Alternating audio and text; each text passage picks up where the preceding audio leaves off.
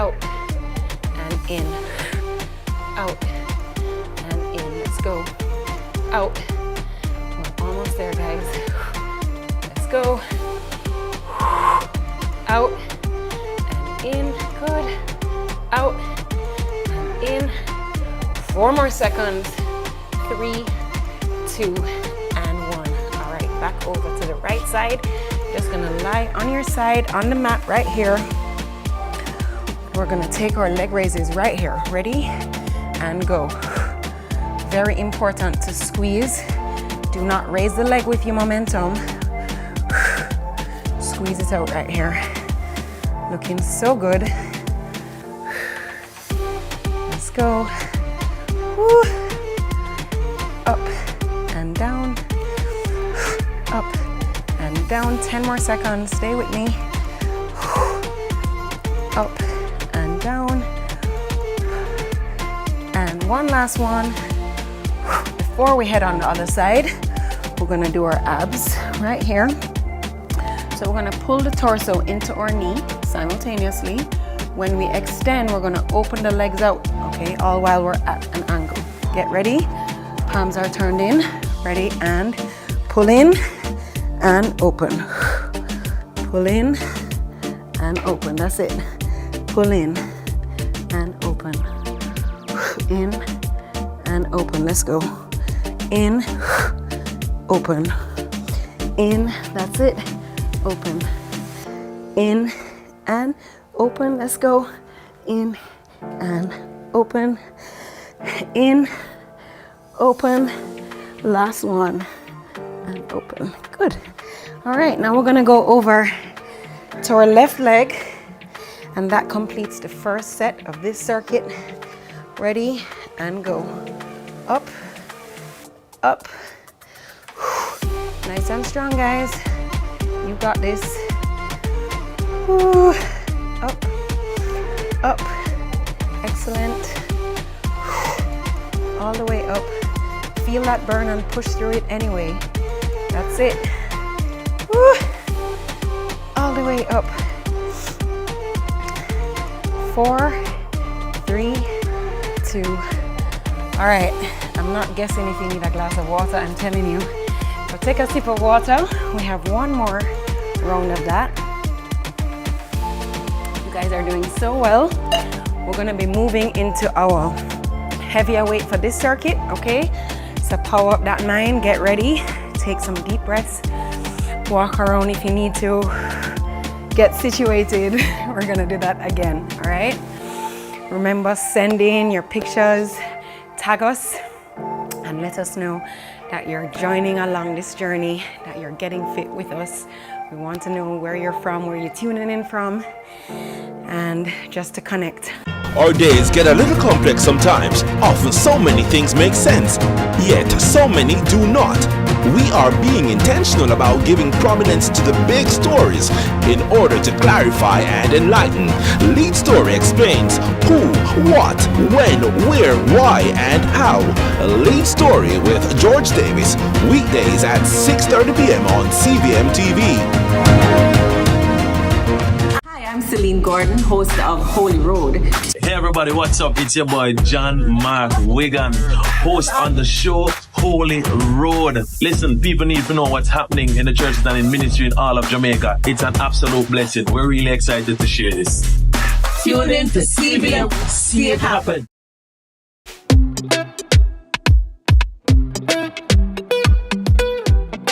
So we're gonna move right back into our deep lunge kickbacks. So remember, this time we're going for our heavier weight. We just need one dumbbell. All right, way up to that chest. Get ready. Get your right leg behind, core tight, and let's go. Down, squeeze up. Down, up, down, up, down, up, down, squeeze up, down, up. A few more seconds here, guys. Stay strong. 4, 3, 2, Last one, and up. All right, so we're gonna put this weight down, and we're gonna pick up the skipping ropes. We have 30 straight seconds here. Gear up, ready, and go.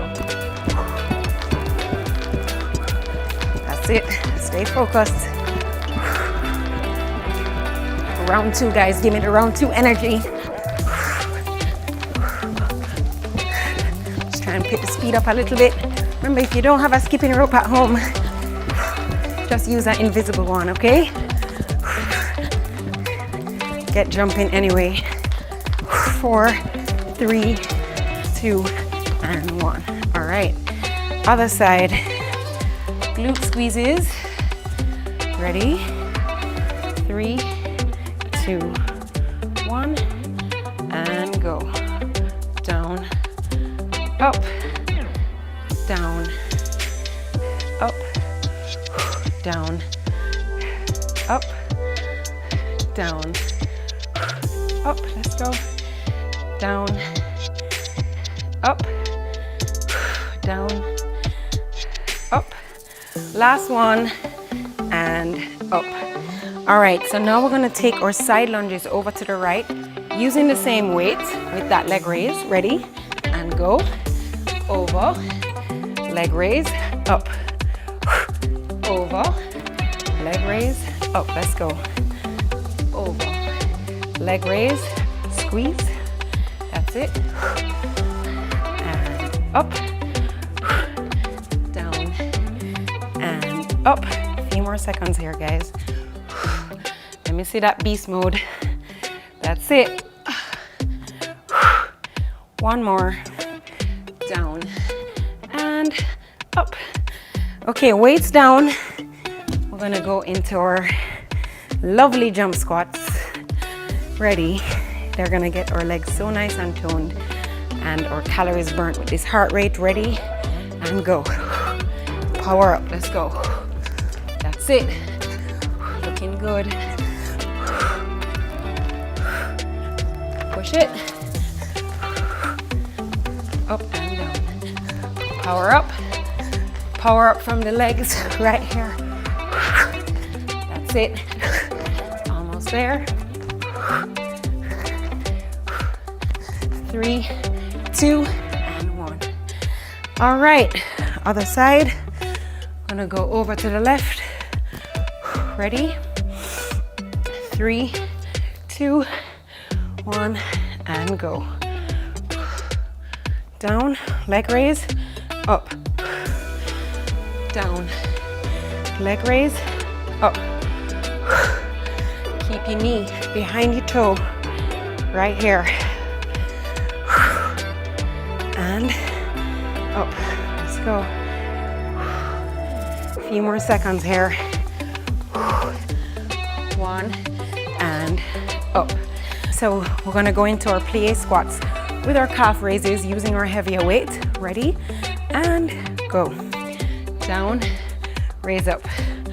Down, raise up. Down, raise up. That's it. Down, work through this. This is slow and steady. That's it. Move through each muscle. We're getting stronger with each rep. That's it. Nice.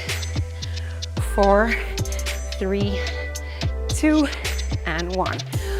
Weights down on your knees for fire hydrants. Ready? And go.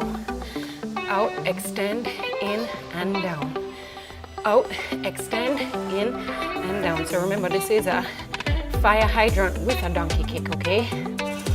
Up, squeeze. Nice. Out, in. Breathe. Good. Out and in. Out and in. All right. On your back. Palms turned in. We're gonna pull in right here, pulling your knees into your torso, into your chest, and then we extend the legs all the way out, very close to the floor. with a leg opener. Ready? And go. This is excellent for toning your entire core, especially your lower core. All right, that's it. In and out. In and out. In and out. Let's go. In and out. Almost there. In and out. In, out. All right, now we're going onto the left side for our fire hydrants. Are you ready? Let's go. Out, extend, in, down. Out, extend, in, down. Out, extend, in, down. Flat back. Keep your core tight. Out, extend, in, down. Stay focused. In, down. Let's go. Few more seconds here. Work it through with me. Let's go. Out and in. Very good. All right, we're gonna go down for these side leg raises. All the way up. This is the final stretch. Ladies and gentlemen, let's do this. All the way up and down. Up. Squeeze. Up. Very good. Up. Up. Squeeze the last final ones out, guys. This is where it counts. And give me one last one. Very good. All right, taking it over to the other side now. Ready? And go. Up, down. This is the victory lap. Let's go. Stay with me. Nice. Up and down. Up and down. Up. Squeeze it out with me. Up and down. Up and down. Up and down. Woo! All the way up and down. A few more seconds. Last one. Very good. Good job, guys. Excellent work today. I'm so proud of you. Let's go into our stretch. We were really, truly in beast mode just now. I'm gonna stretch the quads right here, holding it for a count of 10. Breathe and breathe and exhale. Let's go on the other side.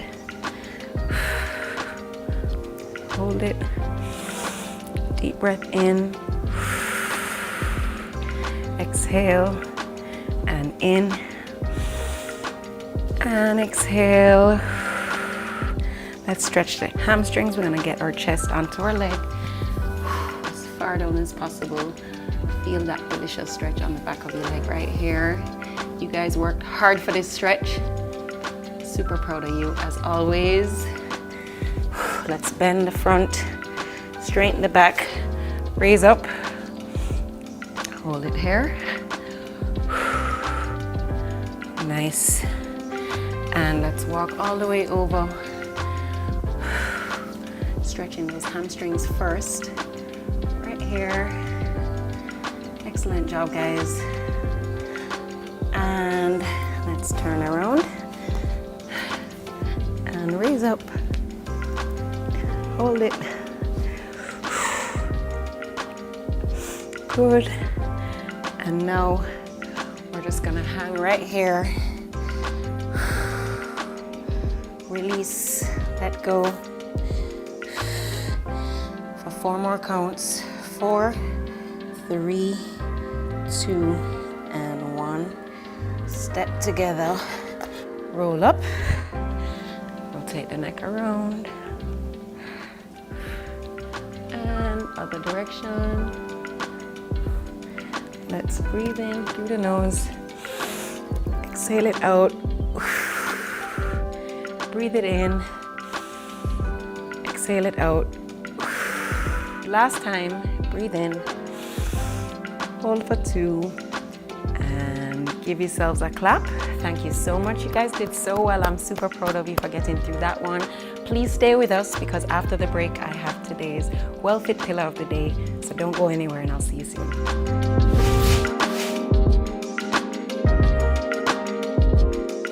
Hi, I'm Wayne. And I'm Tami. And we are the Mitchells. You can watch Meet the Mitchells right here on CVMTV every Wednesday at 8 p.m. Yes, you guys don't want to miss it. We will be having new episodes every week, so definitely follow along with our family. Meet the Mitchell family. Good morning, good morning, good morning. You're the sugar to my tea. Meet the Mitchell family.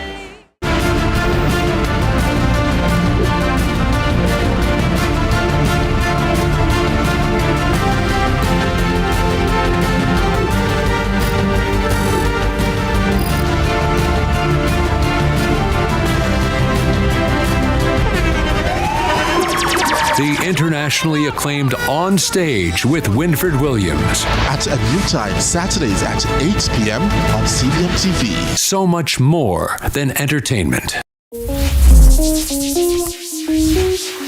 Welcome back. Congratulations for making it through a lower body beast mode. That was such a great workout. And now it's time for today's Wellfit pillar. And it comes from the Feel Well pillar. And this is tackling all about the connection between food and mood. So, it's widely known that nutrition plays a key role in your physical health, but studies also show that nutrition directly affects our mental and our emotional well-being too. So the link between diet and emotion stems from the close relationship between your brain and your gastrointestinal tract. It's often called the second brain. So eating nutritionally dense food promotes the growth of good bacteria, which in turn positively affects the production of our feel-good chemicals like dopamine and serotonin. When the production is optimal, your brain receives these positive messages loud and clear, and your mental state can reflect it. On the other hand, when production goes awry, so might your mood. When you stick to a diet of nutrient-rich foods, you're setting yourself up for fewer mood swings and an improved ability to focus. Studies have even found that clean diets consisting of mainly whole, unprocessed foods can help with symptoms of depression and anxiety. So what should you put in your shopping cart and on your plate for a good mood? Well, stick to whole, unprocessed foods, foods high in fiber, high in antioxidants, fermented food, and make sure to ditch the sugar and foods high in sodium. All right, so let's stay happy risers and make sure to eat your veggies. And that's it for another episode of Sunrise Fitness with the Wellfit Club. I'm Camila McDonald, and I'll see you again soon for another powerful sweat. Thank you so much for joining.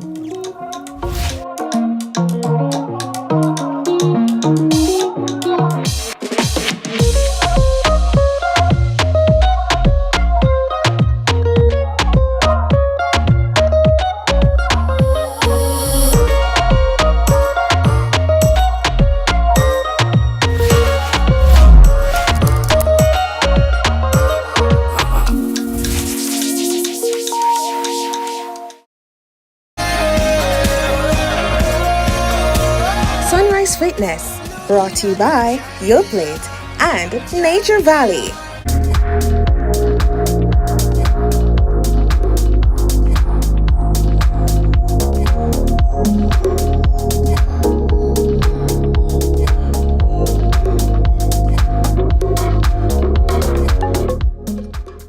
It's really, really nice.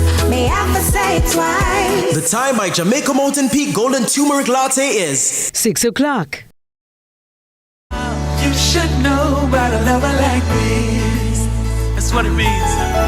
You should know about a lover like this. Search for love in all the worst places you'll find it.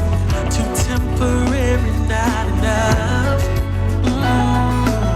So many promised you forever, but it's kind of a lie, and it's a bluff. Oh, you're spending so much time in mirrors, think you're lacking. Your self-esteem is going down. You're sinking deeper into darkness, lost your passion. No one to take you off the ground.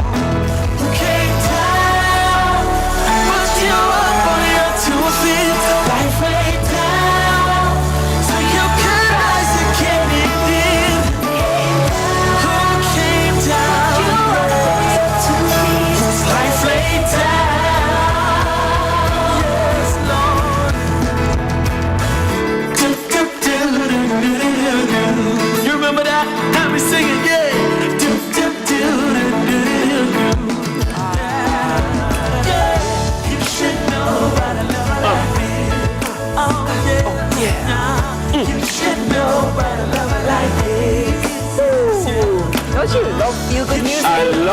good. And I'm telling you, John Mark, nice. Honestly, I know you guys love feel-good music. That was the sound of our own John Mark Wigan with Love It Like This. Rise and shine, sunrisers. Happy Tuesday. And thank you for choosing to rise and shine with us this Tuesday morning. You know what annoying about John Mark? Annoying. You know what annoying about John Mark? You ever meet so gifted. You ever meet him in person? Like I just talk to you? I have been here for him doing an entire live performance. Yeah? I've also been here while he was preaching. Oh yeah? And he literally had me in the palm of his hand. Really? I've never had that experience. So I'm the other day at Statement Pieces and we were chatting. You ever notice him talk just like how him sing? Like him sing like I didn't notice. But you where sing to me like just talk about like he's consistent. Yeah. Like hello Dennis, how do you do? It is so nice to see you. Come on now, let's fit these clothes. Do you like this shirt? Oh, I don't know. No, the singing is better. No, but seriously, good youth. Mo, but I have a confession. Yeah. Anyhow, I think you've probably heard me say this before because I say it all the time. Yeah. Anyhow, I could really sing it. I would never speak, Dennis. It would just be High School Musical. Oh, I would never speak. Have you had your breakfast yet? Breakfast yet? Breakfast yet? Well, hop across to Mars. You know what I mean? Definitely. Yeah. It's like me. If I could dance, man, I'd be dancing right now. I could dance. If I could dance, yeah, man. Oh man. But I always say, God makes sure I can dance to keep me humble. Yeah, humble. Because if me could have dance on top of everything, you can't have anything. You understand? Like, if me never have that little belly, imagine me with a six-pack, you couldn't manage me. Speaking of music, so this morning at 3 o'clock, I'm scrolling my phone and I saw this video that literally made me feel so fuzzy inside. It was a video of Kevin Bacon. He apparently does this thing. I saw it. I didn't know he did it. Yeah. And he was going over the album, The Harder They Come, talking about Jimmy Cliff, and he was going through it track for track. By the way, it's also my vibes, because you know I'm a vinyl collector. So it was a vinyl that he had playing track for track, and I was just like, this feels fantastic. Watching him go through, and as sure as the I think we found it. Let's jump to it. So nice. Hey, it's Kev. I'm back for another edition of Monday Blues, and recently I have been pointing out what I consider to be classic albums. Maybe you don't agree, that's okay. I would love to hear from you, but when I first heard the first song on this Harder They Come soundtrack, I didn't really know anything about Caribbean music, certainly not reggae, and this song just sounded so different. Man, I just played this album to death. Johnny Too Bad. Walking on the road with the right chicken ways. And of course, this is one of those instances when you hear the song and then you just have to go out and see the movie. Buy the record and see the movie. Shantytown, Jamaica, where the best grass in the world sells for $2 an ounce in the street, where shooting a film can be held up when an actor is shot. Crazy movie. Amazing album. And Jimmy Cliff doing The Harder They Come. And this is just a beautiful song. Rivers of Babylon, of course, you know, I have no idea what the Rivers of Babylon are, but I just always love this one. Hard to stay still. Good stuff. Kevin Bacon. You know what I love about that? Yeah. I always say that when you create a piece of art, you create magic because it's timeless. Look how long ago that is. And look at his appreciation for it. Look at how he's vibing to the music. It's relevant. I love when he goes, Babylon, and snappy. And it's like, this is what creating art does. Yes. I love that. And I always say, create something, put it on, create something, give it to the world 40 years from now. Yeah. You don't know what it's going to be like in 2076 when somebody needs this specific thing. Correct. Always say it. And I'm like, I saw it because Jimmy Cliff's daughter. Oh, that's how it came in my timeline too, Odessa. I saw Odessa. Good morning, posting. Odessa. And obviously, good morning to Sir Jimmy Cliff as well. And so what I did was I reposted it and tagged Justine Hensel, who is Perry Hensel's daughter. You know, so. And Perry Hensel would have been the director, producer. Yeah. the film. Yeah. So special thank you to Best Buds for, in the words of Jane Michelle, for zhuzhing up our set with these beautiful fresh cut flowers. Check them out today at any of their convenient locations. 6.5 Lady Musgrave Road, Kingston 10, Shop 8 in the Super Value Center, or in Millennium Mall in May Pen. So, you know, I have a lot of ratings for the people who work behind the scenes because they come here regardless of how they feel. Agreed. And how they look. Would you look at Cup Soup Boss? He looks absolutely horrid. But he's here. His face is full up like a crushed up piece of paper. Hey, take that is serious. Look at Cup Soup Boss. Say, yes, Mighty God. Mighty God. No man. And he crisscross. His face is crisscross this morning. But he is here. And that's what we call showing up. And in honor of Tuesday, our motivational quote of the day is, the people you surround yourself with will influence your behaviors. So choose friends who have healthy habits. That's from Dan Butner, American New York Times bestselling author, Emmy Award-winning public speaker. And that's my message, brought to you by Cup Soup Boss. Cup Soup Boss's Knitted Brow. Man. What I love is the music in the background. Because you have to make it deep and profound. All he needed now was a spotlight at overhead. That's all he needed. Oh my gosh. Dennis. Yeah. No, Matthew, let me tell you something. Remember, say you have the control in it. You control the camera. So all I have to do after this is make Dennis look so wobbly. Wobbly. Big up Cup Soup. One Cup Soup Boss. Big up yourself. Team Brazil. Team Brazil. CVM. All right, we're losing it. Wait. Pull it in. Pull it back. Pull it back. Yes. So, ladies and gentlemen. I can't. Dennis is a great man. She was in her early 70s. Jamaica's children have lost one of their most heroic and dedicated child rights advocates, and the country a dedicated, multifaceted developmental giant. And founder of Hear the Children's Cry, Betty Ann Blaine, has passed. She passed away yesterday morning in the United States. Mrs. Blaine passed at her daughter's home in Georgia following a long illness. She was 75 and she was a leading advocate and activist for the welfare of children and their families and for the eradication of poverty. Her body of work also included over 30 years as an academic and developmental specialist specializing in the history of Southern Africa. She was a leader in the Jamaican NGO community, pushing values of honesty, accountability, and transparency in national affairs. She was a legend in her own right. You know what I think when I think of Betty Ann Blaine passing? I think that there's a generation that is leaving us. Yes. And the generation of people who young producers know, call her for this, call him for that. These people are going. And my question is, will you replace them?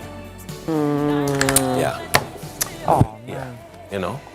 Yeah, it's a big loss, big loss. Big shoes to fill. Big shoes to fill. Yeah? And it's funny that how the way you say it, it's so true. I remember growing up and Betty Ann Blaine being the voice. For something happened to children, you have to call Betty Ann Blaine. You have to call her.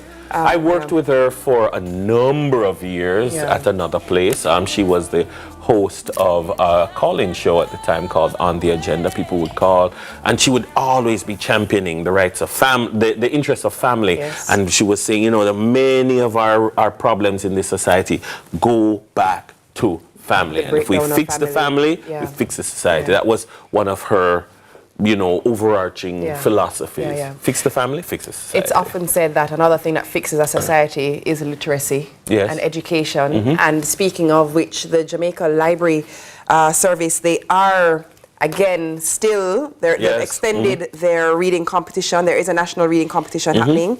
They've extended the entries to May 18. So if you do have a submission that you'd like to put in for the national reading competition, please enter that now, sign up before May 18. All right, got you. We're going to send belated birthday greetings to one of our very own. Of course, we started off with him, John Mark. Yeah, he celebrated his birthday yesterday. But do you know how him stay? Very quiet. The CVM family, the Holy Road crew, and of course, Patty, Pat, Patricia would like to send you belated wishes and pray that you live to see many more blessings in good health and strength, of course. It's also Winston Riley's birthday. Yeah. Winston Riley. Jamaica. He would have been his birthday. Yeah, it would have been his birthday. He passed in 2012, but he was a Jamaican singer-songwriter and record producer, and is hailed as one of the most successful reggae producers. His Stalagridi, is the most sampled, the most sampled reggae songs of all time. All right, so big up. All right, it's now time for one of your favorite moments in the morning. It's time for the mixtape.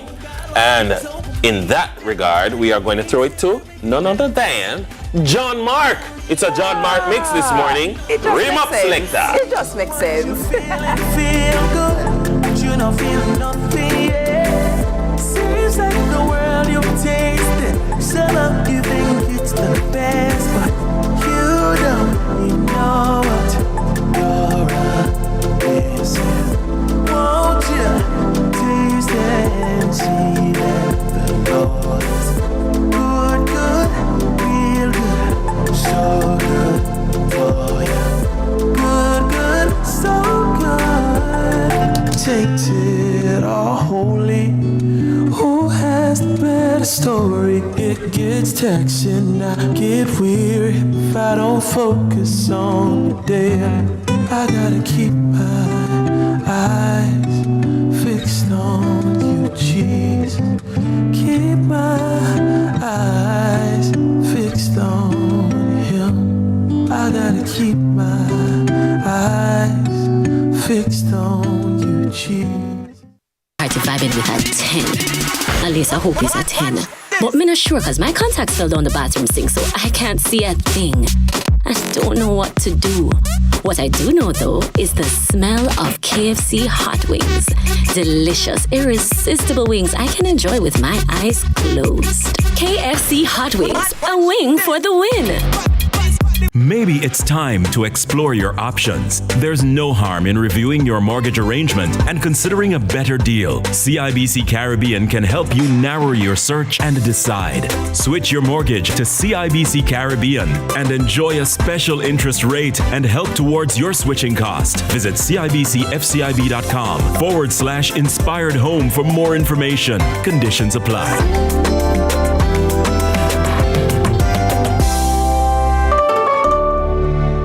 Jamaica's favorite drama, Your Guilty Pleasure.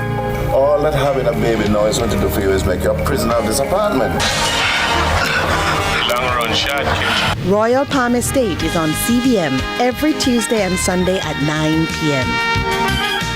Choose your life insurance coverage, apply, and pay online. Live the e-life with Sagicor Life. The time by Sagicor Life is 6:15.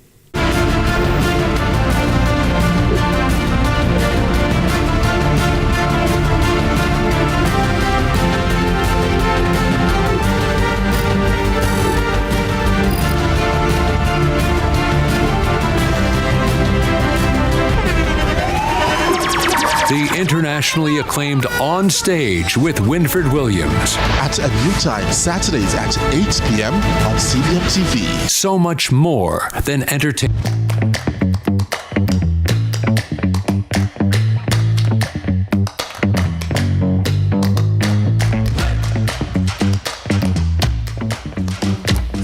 After 6 on this Tuesday morning. Good morning to you. Thank you for staying with us.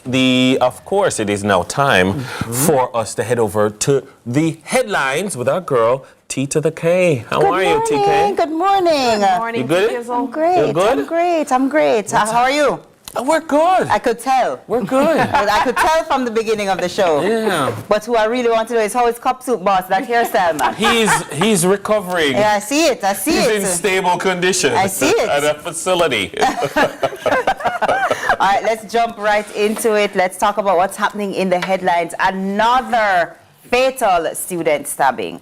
Another family is in mourning after news of their child's death hit home. An altercation between 3 students at the Catholic College in Mandeville in Williamsfield, Manchester, soon developed into a fatal stabbing. But while 17-year-old male student Android Clark was hospitalized for treatment, the female was pronounced dead upon arrival. She has been identified as 20-year-old Akeelia White. Her mother, Mayon White, says she's unable to come to terms with the saddening reality. Along with her, an entire school now mourns. Counsellor for the Belfield Division, Mario Mitchell, who was nearby at the time of the incident, says it's quite unfortunate. Though unable to visit the scene, Central Manchester Member of Parliament Rhoda Crawford sent her condolences to the families and the school, and she says she's already in contact with the Ministry of Education. This incident is now the 3rd fatal altercation within the education sector. Yeah, unfortunately, we have a problem with violence and resolving conflicts, and we've been saying it several times in terms of the need. I mean, you remember that we spoke about peace and love in school, PALS. I'm not of the view that it is an escalation or an increase, because I don't see the statistics that support it. What tends to happen is that when we pay attention to these things, we see them more and we report on them more. And so right now, it is a season when it's in our face, and it seems like every day we hear another one. Absolutely. But the truth is that they do happen, and we have to figure out how to, de-escalate things. And this is, which is why we have to search, all the back them when we search, and these uncomfortable things that happen at schools. I mean, the police and the school resource officers and the Safe Schools program from the Ministry of Education, all of these resources can be deployed, but you can't deploy them in every situation. So at what point are we going to take some responsibility for how we stay? Yeah. No, you raised a really good point about the statistics and having the numbers, and then there's numbers and there's just feelings, and it just feels like this has escalated, or it just feels like there's more, or it feels like it's getting worse, or there's just the access to the information. It's strange. Yeah. It's strange that this isn't an escalation, because it doesn't seem like it has been like this forever. I saw a clip where they were speaking with, I can't quote who it is, so I'm going to be cautious in trying to quote. But the gentleman that they spoke with said he definitely, as an educator, feels like there is some sort of shift happening on the back of lockdowns. And it made me start to research if globally there has been a behavioral adjustment on the back of the 2 years of lockdowns and lost learning, and because even though there was a level of learning, it wasn't the same. Right? So there was lost social interaction. And I started to read into it, and I do wonder, and I actually would like to throw the task out to someone who is in the field of study to perhaps look if there's a correlation between lockdown and people being socially isolated and changed behavior, and particularly how it presents in adolescents and teenagers, because there may be something we might need to look into. I've seen some of the literature, but not specific to that, but literature that relates to, for instance, the impact of emerging from the COVID period, lockdowns, and the return to normal school, because there would be many people who would have significantly lost the experience of social interaction, of how to be, how to engage, etc. Because when you're sitting in your kitchen on the tablet you're not learning how to interact. And there's a critical developmental period. So while we always speak about the 0 to 7, so we know that there was, so the children who were born in that period, there's a study that confirms now that they have a delay in social interaction. Absolutely. I would like to know if there's a similar study being conducted for teenagers and the response in teenagers who are hormonal. Well, we'll look into it. Let's look into it as we run into the next headline. It's a crocodile. Patrons at Salt River in Clarendon encountered a movie-like dilemma over the weekend when they came face-to-face with the king of the tributary, a crocodile. Subsequent footage showed men capturing the creature, muzzling it, then securing it with rope. Some of those persons were later identified as members of the Caribbean Coastal Area Management Team, who accompanied terrestrial biologist Damian White. The government back in 2019 had identified Salt River as being ripe with potential for tourism. A subsequent environmental assessment found that protected species like crocodiles would not be affected during the project. However, following a similar sighting last April, former Maypen Mayor Winston Mirage issued a warning against some activities he said may lead to animal displacement. But Executive Director at the Jamaica Environment Trust, Dr. Teresa Rodriguez Moody, is pointing to another potential cause. The 12-foot croc has since been relocated to another location, but the event has reignited calls for more warning signs in the area. Can you imagine? I feel like I sound like a broken record, but I'm going to say it because it matters to me, and I'm going to say it, and I'm going to continue to say it.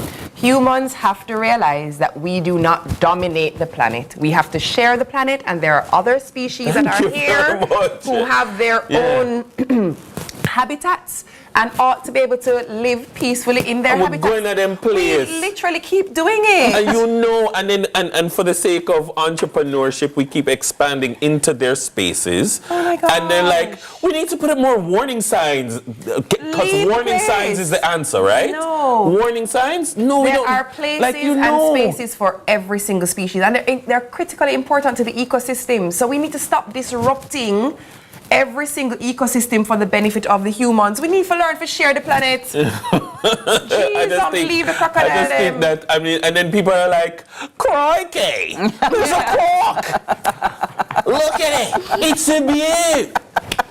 Let's go check it out. Leave them alone. The challenge with that, Yendi and Dennis, is that the truth of the matter is living things expand. There's expansion, there's growth. Yeah. And so when we grow as humans, we need more space. When they grow as crocodiles, they need more space. Hold on, no, you know? Well, we need to grow sustainably. Correct. Correct. You understand? Because are you going to tell me that you need to grow so you're going to build a hotel right on the mangroves? We need to grow so we're going to build a hotel right on the what is something and they're territorial, you know. So if you move them, they will come back. Sure. Yeah. They will come back, and then you're like, Tony, what are you doing? Do you know that when you see that lizard in your living room, you know that lizard returns to the same place every single night? You know why he does that? It's true. It's because like they're territorial. My place. So the lizard that you see in your living room go back behind the same painting every night because that's a film painting. If another lizard try come around there, them fight. Yeah. Because that's his painting. You know what a crocodile is? A wizard. It's not a duck. You know what? Well, if you stole it, your head swell, then let's break this up by moving on to the next headline, because I feel like but I understand. We need to learn to share the space, man. They're critically important to the ecosystem. They must be able to be in their habitat. Fair enough. Fair enough. Fair enough. Fair enough. Go beach and river, go north coast. South coast are for the crocodile. You don't like me. Next headline. Crocodile teeth. Continuous crash carnage. Constant crash carnage has left some in authority frustrated, as despite the appeals and cries for caution on the nation's roads, the mayhem persists. Only last weekend, 6 lives were lost, among them 2 children. Dr. Lucian Jones, the Vice Chairman of the National Road Safety Council, NRSC, dubs it a crisis for the nation, with many mothers now weeping. Sunday evening, another fatal collision in St. Catherine, in which a pedestrian, sometime after 7, allegedly walked into the path of a motor car traveling along the PJ Patterson Highway near the 400 to 500 kilometer marker. It's alleged he made contact with the vehicle's left wing mirror before falling and then colliding with another motor car. He was pronounced dead at hospital. The sting of death was also felt in Manchester, where early yesterday morning, just before 2, a man reportedly slammed his Nissan AD wagon into a truck laden with cement that was being hauled by a trailer along the Winston Jones Highway. The tragedy is worsened only by the knowledge that no one offered a helping hand after the incident. Winston Jones stated that the message of safe driving must be echoed even louder than before. So, Dr. Lucian Jones, I don't think the man who the highway was named after was the person who said it. But Jamaica is one of those countries where You see, in other countries, when you look at road fatalities, you can establish a direct correlation with drink driving, for instance. Right. In Jamaica, it tends to not be the case. You know, when you test people's blood alcohol after an accident, they're not drunk. We just drive really recklessly. It's a recklessness. And so we make the decision to overtake when we shouldn't. We make the decision without being inebriated. We make the decision to drive bad. So I find it to be just a level of selfishness. I want to do this, I'm going to do it. I want to overtake, I'm overtaking. I want to speed, I'm speeding. There's no consideration of others. It's selfishness. You're right. It is a selfishness. But again, I'll have more for you in the news at 7. But our Sunrise Community Challenge continues. This week, you'll be tasked to guess the CVM original show. Each day, we'll share a blurred image of a CVM original, and we'll be calling 2 lucky Sunrisers on Friday to guess the original for a chance to win $25,000. But you must be part of our Sunrisers community, so go to our social media pages and click the link in our bio now. And if you're not on social media, send us a WhatsApp message, 876-833-0897. No. That's where you stop the music. That's where you increase the volume. Get me out of here. Come wrap it up so I can come off of the set. Please. Get me out of here. Madness. No, we don't want you to go. Maybe that's why we don't want to wrap it. Director, tell them to rap, please. Don't. Producer, tell them to rap. All right. It's now time to take What did you say? Rap, TK? Rapper. Get me out of here. Oh my God. We're gonna break, I promise. But when we come back, it is time for Fluency Flex. Dennis, we're gonna need your help. Le lever du soleil continue après décroître. Après ça. Croissant en Paris et France. Croissant.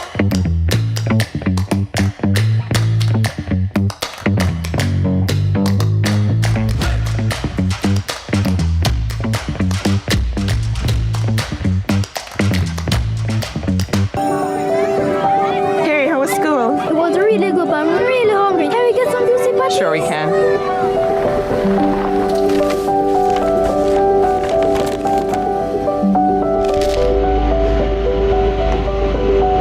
We never see a boy look pretty like you.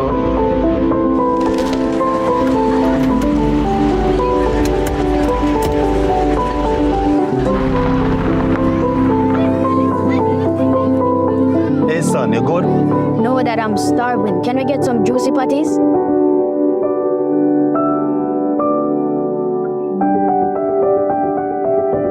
Celebrating moms everywhere.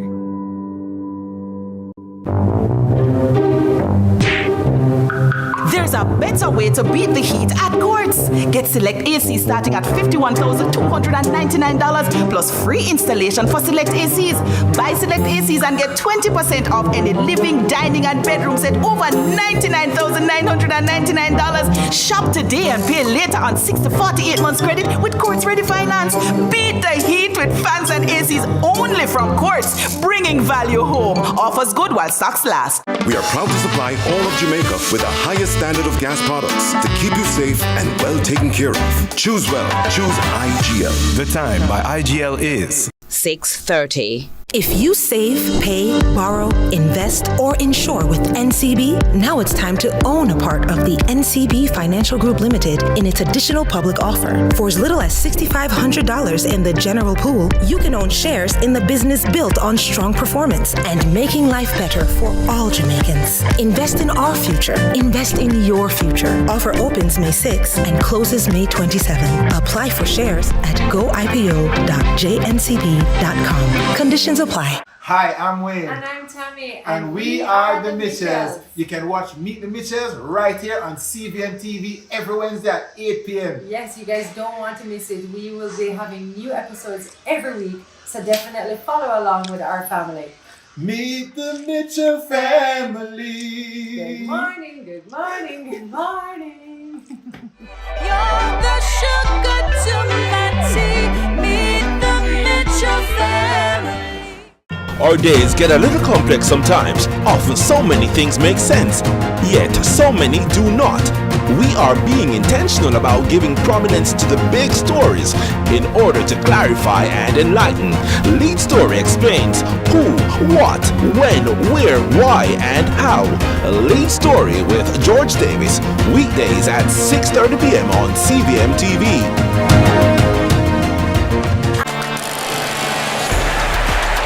Cesar Huerta pounces. It's a wonderful finish from Luis Chavez.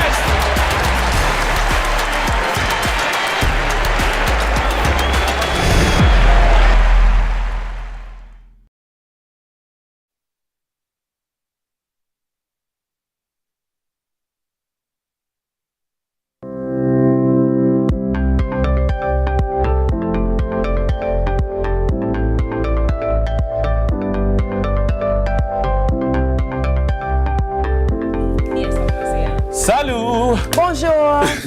Venez apprendre avec nous au lever du soleil. Come and learn with us on Sunrise. Now, this morning marks week 2 in our French semester, and we continue our deep dive into the language of French. Now, last week we got a bit twisted. We sure did. As we learned the names of colors, and this week we're unpacking the names of clothing items. Our French tutor for this semester is director and language educator at the Language Boutique Avalon, Arscott. Okay. Bonjour à tous, bonjour à vous à la maison. Je suis ravie d'être ici. I'm so excited to be here. I'm going to try to speak a little bit more English this week so that we're not all lost. But let's get right into it. Last week, la semaine dernière, we did les couleurs. Parfait. Do you guys remember the colors? Vert. Green. Bleu. Jaune. Rose. Blanc. Rose. What about the jacket that you're wearing? Rouge. Yeah. And of course we have noir. We didn't learn the color white la semaine dernière pour le drapeau français. Yeah, blanc. Blanc, right. Oh, dîner en blanc. Dîner en blanc, exactement. Oh, right. I love when the math starts to math. The math is mathing or the French is Frenching. Yeah.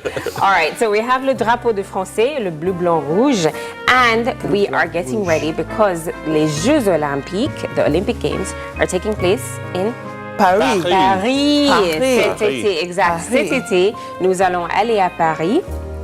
So, in order for us to head to Paris, we can't go with our too long hand avec les mains vides. So, we're going to have to pack a little bag, right? Alors, nous avons les sacs. Les sacs. Ou bien les bagages à main. Bagages à main, which is your hand luggage. OK, parfait. Et dedans, nous allons mettre des... Alors, nous allons mettre dedans des vêtements. Big up to Bréchet, le boutique de Bréchet. Exact. Alors, so we're going to learn to pack the bagages à main. Okay. Also, if you're going to take a suitcase with you, it's a valise. Valise, yes. On fait les valises, exactement. But before we make that, we do the suitcases, we obviously have to learn les vêtements. Les vêtements. Alors, nous allons... A little more? Les vêtements. Les vêtements. Clothes. So it's exactement. Alors, nous allons commencer avec une liste de vêtements. Nous allons commencer par un pantalon. Pants. Exactement. Pantalon. Un pantalon. You guys can see it on your screen. Un pantalon. Pantalon. Nous avons une... Pantalon. Exact. Un pantalon. Un pantalon est vert. Ah, c'est pas mal. Un pantalon vert. OK, le prochain que nous avons, c'est une... C'est quoi ça? Un t-shirt. Oh, that's easy. Un t-shirt, c'est facile. Un t-shirt. T-shirt. Exactement. T-shirt air rose. Exact. Nous avons une chemise.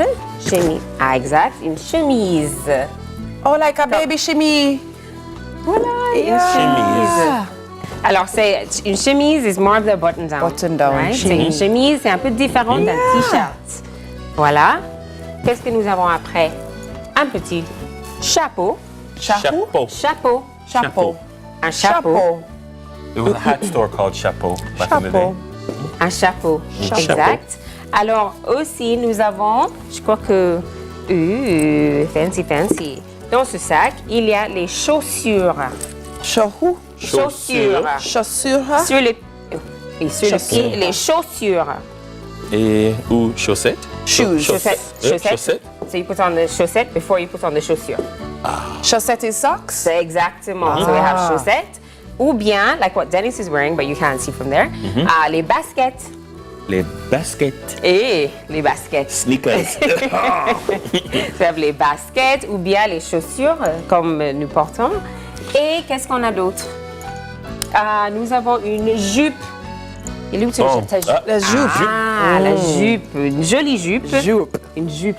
Exact. How do you say sparkly jupe? Une jupe dorée. Une jupe dorée. Oui, voilà, une jupe dorée. Une jupe. Une jupe dorée. Et aussi, je voulais notre lunette de soleil, mais nous n'avons pas de lunettes. Et dans ma sac. Oh, that was sunglasses. Exact, les lunettes de soleil. Soleil. Yeah. Right, so we have to be very stylish, right? Il faut être vraiment stylé. Lunettes de soleil. Exact. Alors, nous avons la chemise.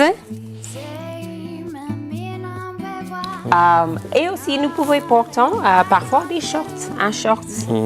Un short. Short. Un short. A short. How do you say the shorts are crushed? Les shorts ne sont pas planchés. Or how do you say I need an iron? J'ai besoin d'une planche. J'ai besoin d'une planche. J'ai besoin d'une planche. Comment te dire des vêtements pour la gorge? Une cravate. Une cravate. Oui, voilà. Alors, oui. si tu vas être formel, tu portes une cravate. Cravate. Voilà. Ah oui. OK. Alors, maintenant, we have some basic items. So we can't cover all the items that we're going to take. Mais nous avons quelques articles de vêtements que nous allons mettre dans les bagages à main. Parce que nous allons voyager à Paris. So we're going to travel to Paris. So we have to start packing our bags. Ouais. OK. OK. Alors, ready. Vous êtes prêts? La première chose que vous allez mettre, c'est... Oh, Yendi, tu dois te mettre ici. Maybe you have to run over here sometimes. Okay, no problem. Okay. Sure. Oh, bless you, Dennis. Because I have on, how do you say high heels again? Oh, des talons. Et talons. Des talons. And you have on jupette? No, des baskets. Baskets. So think about basketball. Talons. Yeah, des talons. OK, alors, vous allez mettre une chemise. Une chemise, button-up shirt. Button-up shirt. Voilà. Chemise. Oh, une chemise. De quelle couleur? La chemise? Un blanc et vert. Une chemise. Nice. So what we do in French is we put the color after the noun. Just kidding. So no, c'est Chemise blanc. Une chemise bleue, verte blanc et blanche. And blanche. Ouais, blanche. Because it has to match, you know. It's feminine with feminine. All right. Une chemise. Qu'est-ce que tu as comme chemise? Une chemise bleue et blanche. OK. Après, vous allez mettre un pantalon. Pantalon. Pants. Voilà. Un pantalon. Voilà. Très bien. Très bien, très bien. OK. Après, vous allez mettre un short. Shorts. Cross shorts. OK. Un short, c'est ça? Un pantalon. Non, ça c'est un pantalon. Tu n'as pas de short? Oh, you don't get how do you say nice legs? Dommage. Oh, il a des jolies jambes. You don't show your jolies jambes because they're short. Jolies jambes. OK, après, nous allons mettre les chaussures. Chaussures. Oh, Chaussures. I heard that one. That the shoe? C'est ça. Alors, il va mettre ses baskets et les chaussures. OK, parfait. On est presque prêt. Après, vous allez mettre pour toi, une jupe. Une jupe. Voilà, il ne faut pas laisser la jupe. Not for you, only me. We can't leave the jupe. Alors, une jupe. Et la dernière chose que vous allez mettre, c'est un chapeau. Voilà. Un chapeau. So, ils sont très, très beaux avec le chapeau, avec les vêtements. Alors, on est presque prêt pour notre voyage. Alors, vous allez dire, so you can say what you're actually wearing. Now, imagine you guys are headed off to l'aéroport. You can actually say what you are wearing. Je porte. Yeah. So the expression that we use is je porte. Je porte un chapeau. Un chapeau marron. Et une chemise bleue et blanche. Et un pantalon blanc. Et des chaussures blanches. Des baskets. Et voilà. Des baskets blancs. Trilingual. Ok, Yendi, parle-nous de ton look. Je porte. Un chapeau. What is this called? Oh, chapeau. Oui. Chapeau. What's jacket again? Un jacket. Oh, jacket. Jacket rouge. Oh, I didn't get black. What's black? Noir. Okay. Oh, like Pinot Noir. Noir, exactement. Noir. It's not chemise, so it's a what? Un débardeur. Yeah, un débardeur. Débardeur noir. Parfait. Pantalon noir. And chaussures ou talons? Talon. Talon noir. Ok. Parfait. All right. Au revoir, mademoiselle Arscott. Merci beaucoup. Merci beaucoup de m'avoir magnifique leçon. Parfait. Merci à vous aussi d'être ici, d'être avec moi. Et on se voit dans la semaine prochaine. So we'll see each other next week. How do you say teacher's pet? Oh non, il est le préféré du professeur. Préféré du professeur. Our guest has been Avalon Arscott, the director and language educator at the Language Boutique. Coming up next, it's time to talk charity with the Women's Center of Jamaica Foundation. More Sunrise after we return. I love this style of learning. It's so good. It's really good.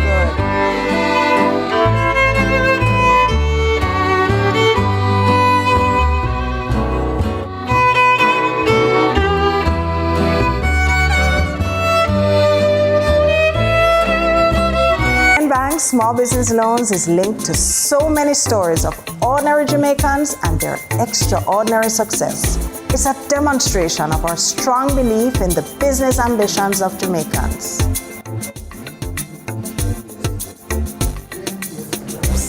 And by doing so, we have expanded industries, improved communities, and transformed the lives of entire families for the better. JN Bank, Small Business Loan, help business like ours come to life and grow over the years. Come, talk to us. Tell us your business. Let's start a partnership and let your business plans appear in real life. JN Bank Small Business Loan.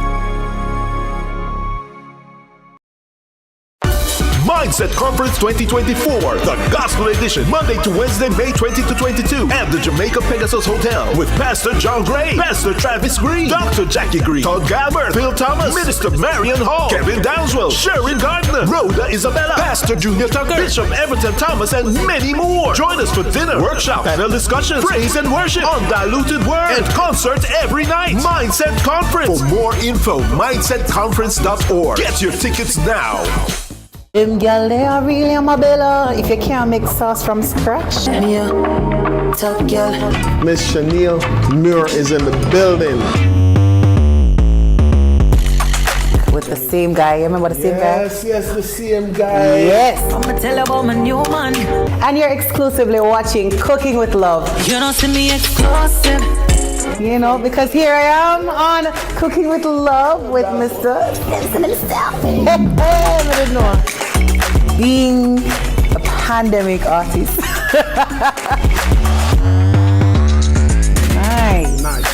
All right, bye. Yes, your new chef Chanel Muir is taking over.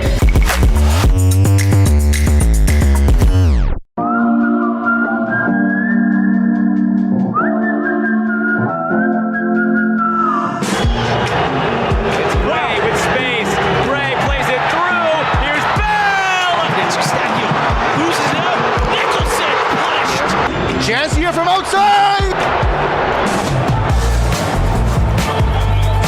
Raise ball into the middle, it's a free header, and it's a goal!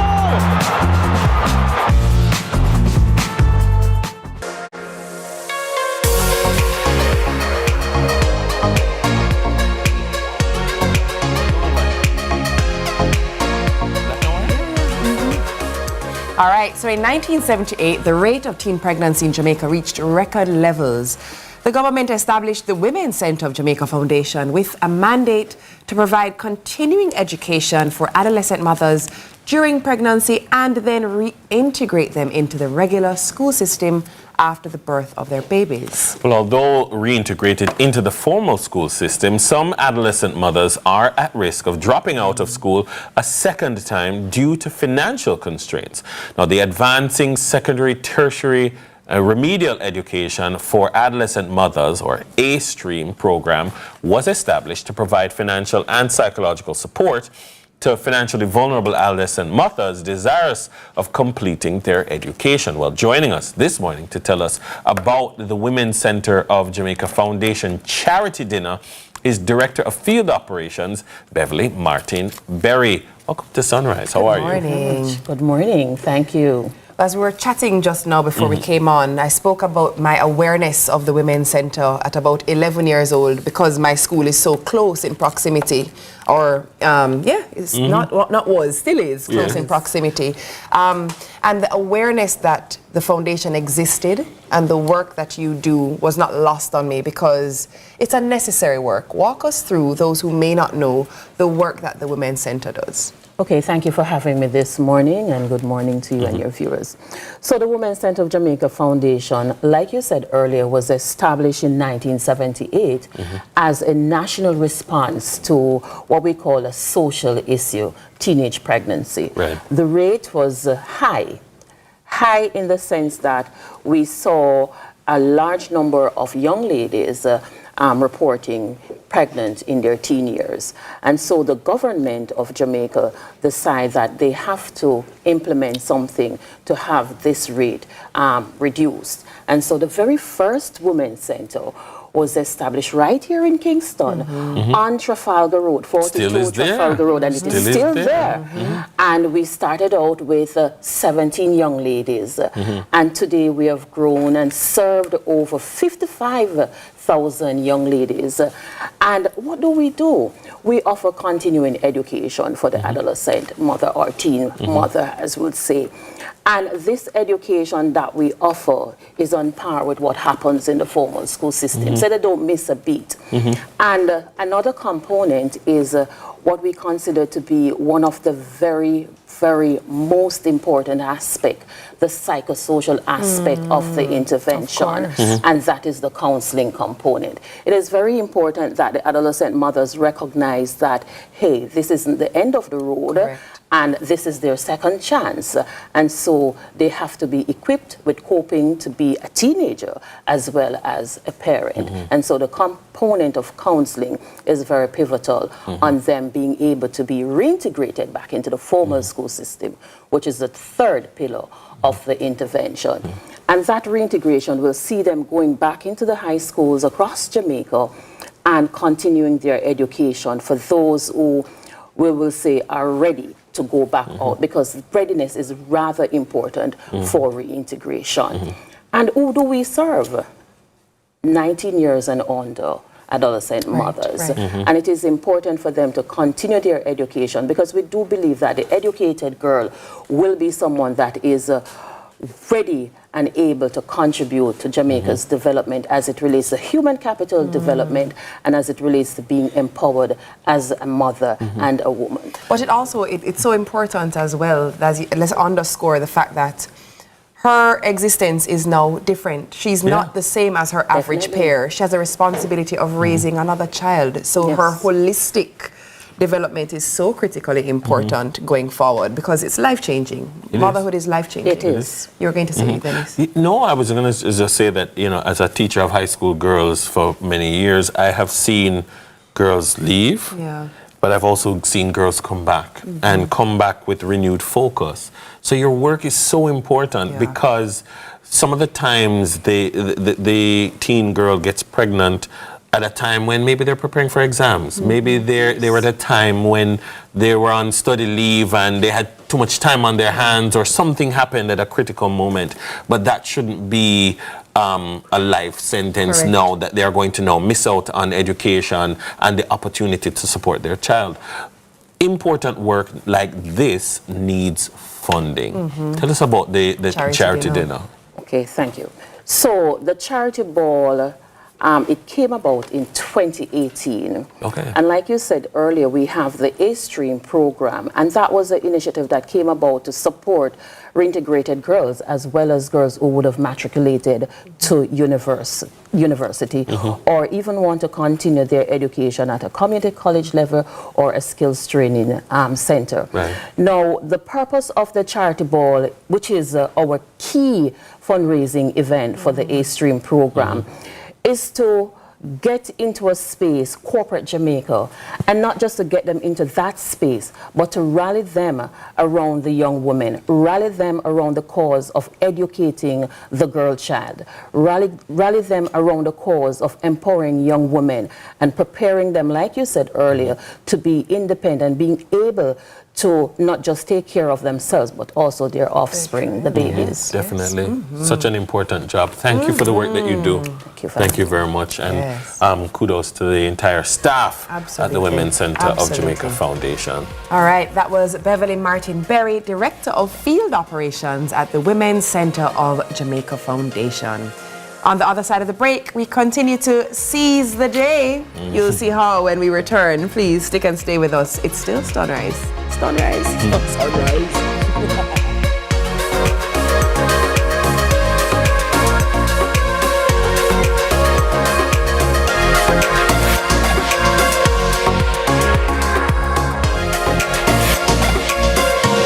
In Jamaica and make your money grow. Invest in Mayberry Jamaican Equities Bond, a safe and purposeful way to invest. How? We carefully invest your funds in top local companies, empowering you to profit from multiple businesses, not just one. With a minimum investment of just $20,000 and an interest rate of up to 10.5% per annum, it's more than just growth. It's profit with purpose. Discover more at www.profitwithpurposeja.com or contact your investment advisor for full details. Profit with purpose. Invest with Mayberry.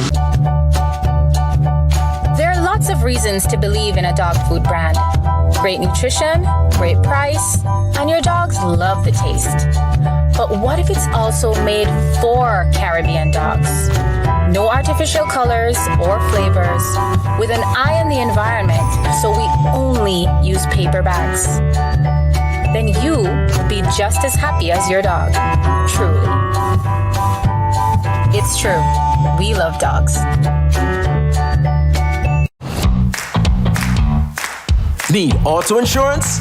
Advantage General puts you in the driver's seat. With Advantage General Online, you've got the green light to request a quote, purchase insurance, submit claims, even pay renewals online. Go from zero to insured in 10 minutes. All done. Advantage General, a member of Sagicor Group Jamaica. Hi, I'm Wayne. And I'm Tami. And we are the Mitchells. You can watch Meet the Mitchells right here on CVMTV every Wednesday at 8 p.m. Yes, you guys don't want to miss it. We will be having new episodes every week, so definitely follow along with our family. Meet the Mitchell family. Good morning, good morning, good morning. You're the sugar to my tea. Meet the Mitchell family. Them gal, they are really a mabella if you can't make sauce from scratch. Yeah, top gal. Miss Chanel Muir is in the building. With the same guy, you remember the same guy? Yes, the same guy. Yes. I'ma tell you about my new man. And you're exclusively watching Cooking with Love. You don't see me exclusive. You know, because here I am on Cooking with Love with Mr. Simpson himself. Hey, being a pandemic artist. Nice. All right, bye. Yes, your new chef Chanel Muir is taking over.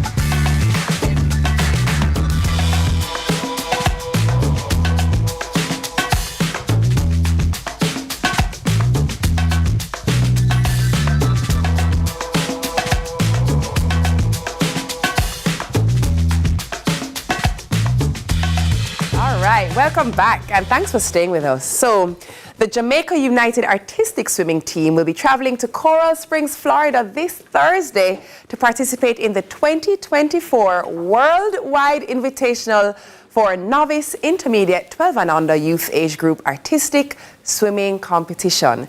Here to tell us more is VP of the Jamaica Artistic Swimming, Robin Ann Chinsang, and head coach of Tornado Swim Club, Wendy Lee. And we also have 3 team members, but I think we'll see them after our news break. Good morning. How are you, ladies? Good morning. Great. Thank you. Okay, before we even get into this, what is artistic swimming? Is this the cousin to synchro? Is it No. synchro? Tell me about it, Robin. It is synchro. However, the World Aquatics has changed the name. So it's the same thing, but majority of the persons know it as synchro. But it's now artistic swimming. And that's just to highlight the sport more on an artistic level. It's not just about synchronization, but the overall feel of the sport is very artistic. As I was watching the video when we were coming in, when they was just like, wait, hold on, you have to swim laps of the pool to be able to do this thing, but you said, no, you don't have to. No, not really, because you spend a lot of time upside down rather than going backwards. So it's more just being able to keep your head above water and then you can get going. And about what age would you say a lot of your kids come in and start?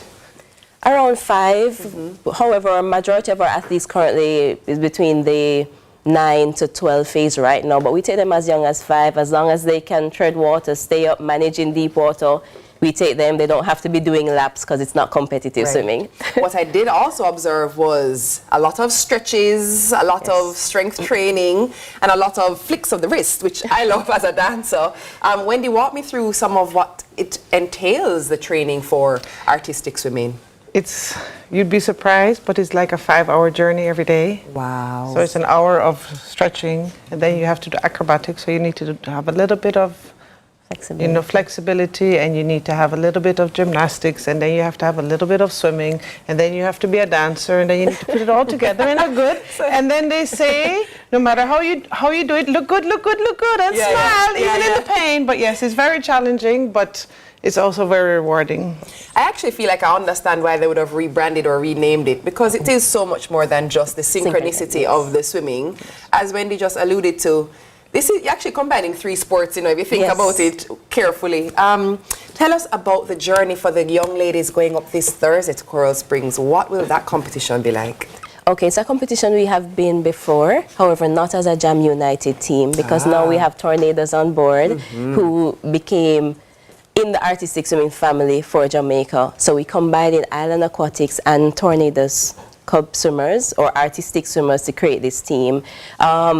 It's over 275 athletes in the novice, the intermediate, the age group level. Representing Jamaica? No, overall, registered. No. I was about to be like, overall, taking over. Overall, Jamaica, we are going with a team of 21 athletes this year. And the ages, our youngest is, I believe, 7. Yes, and we have up to 16. So we have a wide range. We have all age groups except our youth category. But overall, I do believe that we have a good chance of representing well, because we have done so in the past and we're going. The girls are in training, like Wendy said, hours long, trying to just put everything in place right now. Brilliant stuff. And I think if we know anything about the standard of Tornadoes Swim Club, I know the girls are more than ready. I can speak from childhood awareness on that one. Really, really interested in seeing the young ladies and getting more information, but we are going to take a quick pause because TK is on standby with the news, and we pick things up with the artistic swimming when we return. Please stay with us here on Sunrise.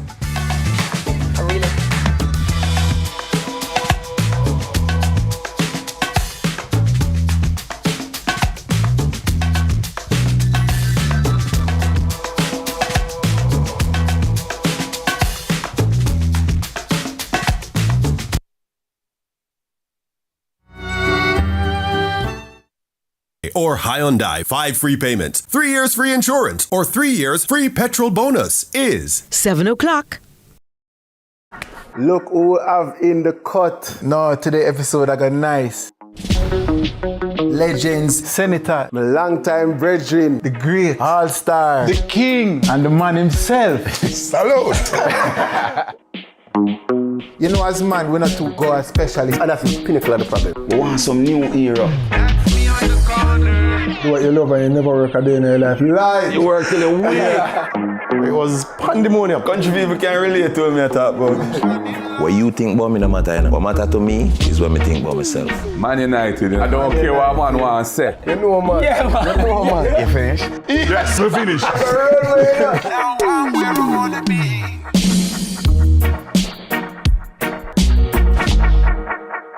The Cut is brought to you by Flo and Guinness.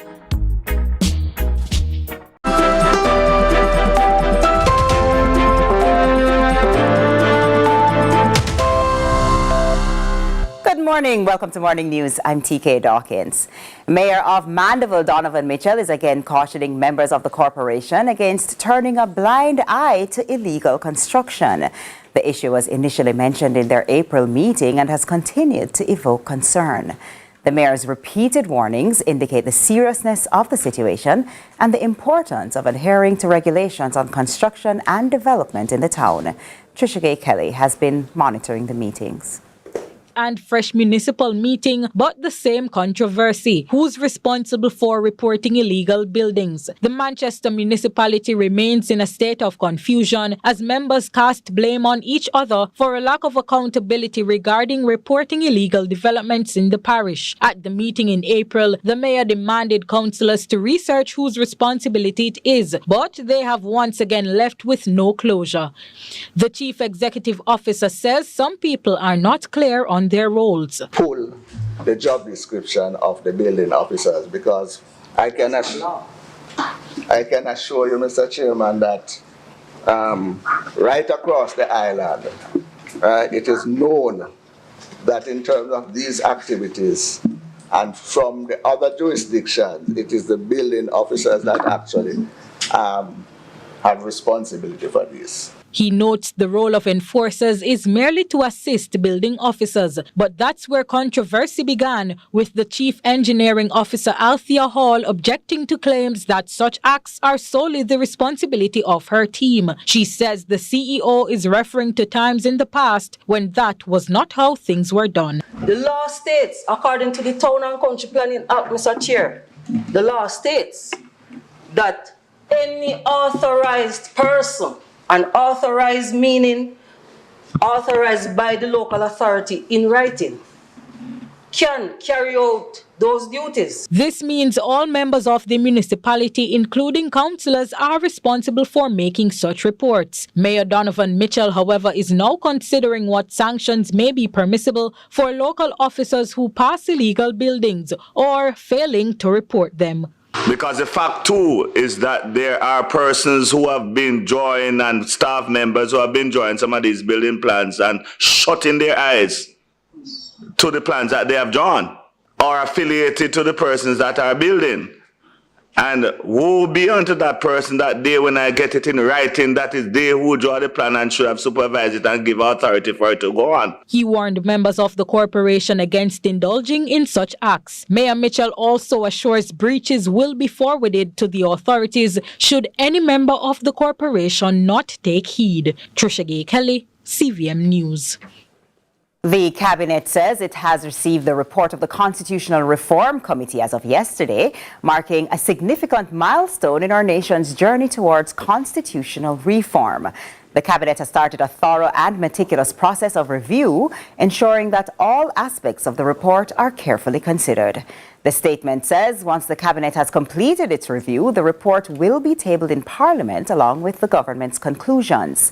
It continues, the government remains hopeful that the opposition will join us in signing the document, as we believe that a collaborative approach is essential for achieving meaningful and lasting constitutional reform. The statement says the government will not engage in the politicization of the constitutional reform process or contribute to undermining its integrity. The government promises to continue to update the public on the progress of the review and look forward to a constructive and inclusive dialogue as we work towards a stronger and more resilient democracy. Over to sports now. Cricket West Indies has announced that starting May 23 through to December 2024, the Caribbean will be hosting 3 international tours against South Africa, England and Bangladesh. More in this TTT report. The home tours begin with a visit from South Africa for 3 T20 internationals at the Sabina Park in Jamaica prior to the start of the ICC Men's T20 World Cup. The Proteas then return to the region after the West Indies test tour to England in July with a 2-test match series to be played in Trinidad and Guyana, followed by a second 3-match T20I series at the Brian Lara Cricket Academy in Trinidad ahead of the Republic Bank Caribbean Premier League. Following a white ball tour away to Sri Lanka in October, the West Indies will welcome England to the Caribbean for a white ball tour consisting of 3 CG United one-day internationals and 5 T20Is. The series will be played across Antigua, Barbados and St. Lucia. Bangladesh then complete the action-packed year with an all-format tour before Christmas with 2 test matches in Antigua and Jamaica, 3 CG United ODIs in St. Kitts and 3 T20Is in St. Vincent. And that's it for Morning News. Join us again at noon for more news and sports desk. I'm TK Dawkins. More Sunrise after this.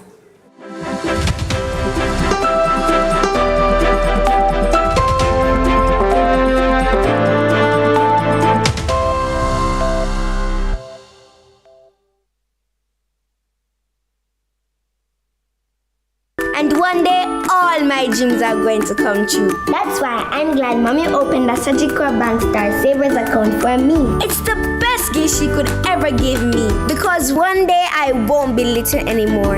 And my small savings are going to grow big. I even got my own debit card. Give your child a gift that will grow. Open a Surgical Bank Star Savers account today. Mindset Conference 2024, the Gospel Edition, Monday to Wednesday, May 20 to 22, at the Jamaica Pegasus Hotel with Pastor John Gray, Pastor Travis Green, Dr. Jackie Green, Todd Galbert, Phil Thomas, Minister Marion Hall, Kevin Downswell, Sharon Gardner, Rhoda Isabella, Pastor Junior Tucker, Bishop Everton Thomas, and many more. Join us for dinner, workshop, panel discussions, praise and worship, undiluted word, and concert every night. Mindset Conference. For more info, mindsetconference.org. Get your tickets now. Our days get a little complex sometimes. Often so many things make sense, yet so many do not. We are being intentional about giving prominence to the big stories in order to clarify and enlighten. Lead Story explains who, what, when, where, why, and how. Lead Story with George Davis, weekdays at 6:30 p.m. on CVMTV. Need auto insurance? Advantage General puts you in the driver's seat. With Advantage General Online, you've got the green light to request a quote, purchase insurance, submit claims, even pay renewals online. Go from 0 to insured in 10 minutes. All done. Advantage General, a member of Sagicor Group Jamaica.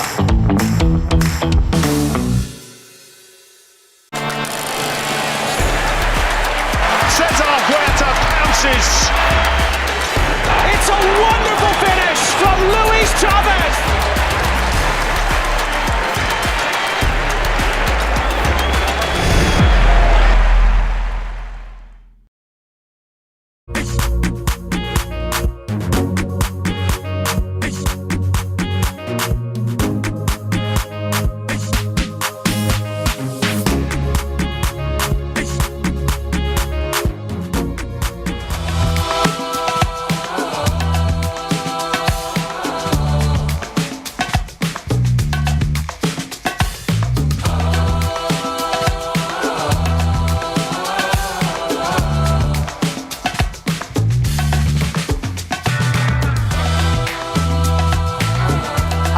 Welcome back to Sunrise. So we're still here with VP of the Jamaica Artistic Swimming, Robin Ann Chinsang, head coach of Tornado Swim Club, Wendy Lee, and we're now joined by 3 team members who'll be flying the Jamaican flag so high. And they're novice level athlete Haley Cadogan, student at Stella Maris Prep. Say hi, Haley. Hi. Oh, bless you. We also have intermediate level athlete Isabel Dacus, student at Immaculate Conception High School. Wave, say hi. And we have group level athlete Jordana Thomas, student at Excelsior Primary School. Say hi. Hi. All right. So let's pick up where we were. Now, how long have the girls been preparing, practicing, readying themselves for this competition? Well, because it's an ongoing competition, we knew ahead of time, but we always have other levels, other meets coming up. Yeah. But this full practice started about November last year, where we decided to put the group together. So we'll be doing joint trainings. We came together, then we had our international meet here, Splash Aquatics, in February, which was a qualifying event, and then now we're preparing for this meet. So the combined training started from November last year. You know what I find interesting about this, Wendy, is it requires individual discipline and individual strength, but there needs to be a cohesiveness amongst the group because synchronicity is the key to this artistic swimming. How do you form that? Well, it's very challenging because, I'm a swim coach. Yes. And what I've decided is that being an artistic swimming coach is way more challenging because everybody has to do the same thing at the same time. Yeah. I mean, within milliseconds. And once one person is off, then the whole thing just looks different, Yes. So it's practicing over and over and over and over and over again and being part of a team, and then you get it wrong and you're being called out. That's challenging when you're a little girl, and the coach getting tough on you when you're among like 5 or 6 other girls. It's very challenging, and you have to be very mentally strong, and you have to pay attention all the time. All right, girls, I'm going to ask you a question, and by show of hands, tell me if this is you or it's not you. Do you guys dream about your routines? Oh, none of them do. The coach does. I do. Here's my other question. When you get to hour 3 of training for the 5 hours, are you busted and winded and want to go home?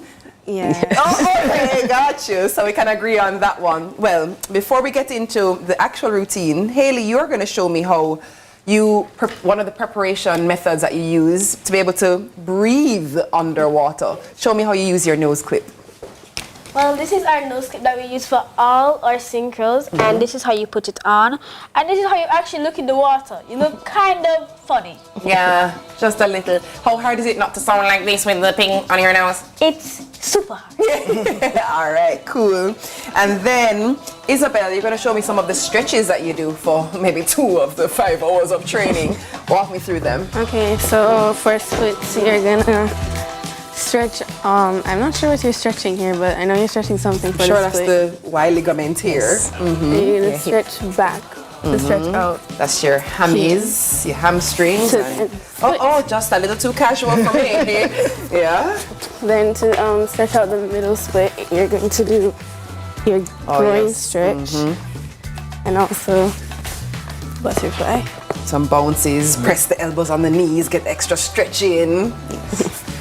Well, actually, you know what? Since you're just so casual about it, can you go down and give me a box plate? How about that? Oh, she said, no, don't be crazy now. Just kidding. All right, and Jordana, you're going to show me a bit of your routine. Give me a little look-see. Come over here, Haley. Ready? So, for the land piece of my team. Oh, there's a land part before you jump in the water. Ah, okay. Like 1, 2, 3, 4, 5, 6, 7, 8. 1, 2, 3, 4, 5, 6, 7, 8. 1, 2, 3, 4, 5, 6, 7, 8. 1, 2, 3, 4, 5, 6, 7, 8. 1, 2, 3, 4, 5, 6, 7, 8. 1, 2, 3, 4, 5, 6, 7, 8. 1, 2, 3, 4, 5, 6, 7, 8. 1, 2, 3, 4, 5, 6, 7, 8. 1, 2, 3, 4, 5, 6, 7, 8. 1, 2, 3, 4, 5, 6, 7, 8. All right. 1, 2, 3, 4. Listen, how important is that 1, 2, 3, 4, 5, 6, 7, 8? Very important. Because you have to determine where you go on the 5 and the 6. Yes. And even the pace of the 1 to 8. Yes. Oh, what a great And one of the challenges is that we practice it on land, and some of those movements that you're making are actually the legs, and some of them are the hands, and unless you really understand what the routine is, you're thinking, why are they only using their hands? But it's half of those things are, my leg is in the air, or I'm twisting, or, This is really exciting. This is truly exciting. Is there anything that the public can do to help support you? Do you require funding? What do you need from us as the Jamaicans as you head on over to fly the Jamaican flag? Right. Well, like any other sport, sponsorship is important. Yeah. Artistic swimming can get pretty expensive, especially with the wonderful swimsuits. Yeah. They range hundreds of US dollars per swimsuit, and when we have a team, we have to try to gather those funds. Support is always needed. You could give to the Aquatic Sports Association of Jamaica under the artistic swimming branch. We do have an account. You can reach us on social media at Jamaica_synchro. You have Tornadoes Artistic Swimming. You have the email address of asaj_synchro@gmail.com, or you can call 876-440-0873, and all other details can be given, whether you're interested in supporting, sponsoring, hydration, gears, or even getting involved with the sports, because we're always looking to expand with more athletes. Excellent. Even for our adults. We're building, we have a master's team, so we're trying to get adults on board and other teenagers on board. We're just trying to build a sport. You know what I am looking forward to most? I'm going to follow your socials, and I'm looking forward to seeing the results come Friday and Saturday. Girls, and Sunday. All the best. Have a great experience. We are already proud of you. You've done the work. You will reap the rewards. Thank you. Can I get the plug, please? The clip, rather. Plug, the clip. Let me just try and see if I can. Is this way? Yes, but put the plastic at the top. Oh, just so no one bounces it off. Plastic goes to the top? Yes. All right, now, oh my gosh, well done. Let me try and do what Haley did. That was VP of the Jamaica Artistic Swimming, Robin and Chin Sang, head coach of the Tornado Swim Club, Wendy Lee. I can't even keep a straight face. They're from the Jamaica Artistic Swim team members, Haley Cadogan, Isabel Dacres, and Jordana Thomas, about to head off to represent Jamaica. Really proud of you girls already. All right, it's now time for a short break. More Sunrise when we return.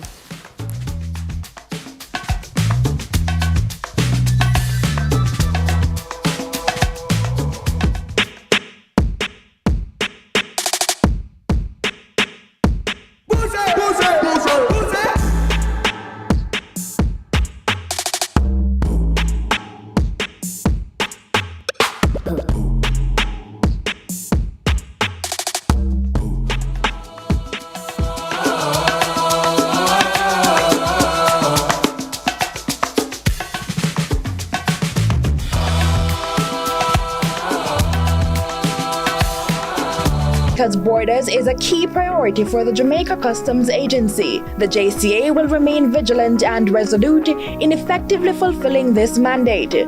The time, brought to you by the Jamaica Customs Agency, is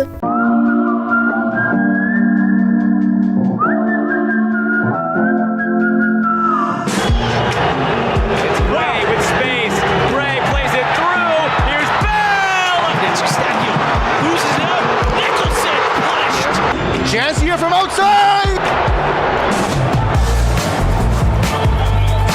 Raise ball into the middle, it's a free header, and it's a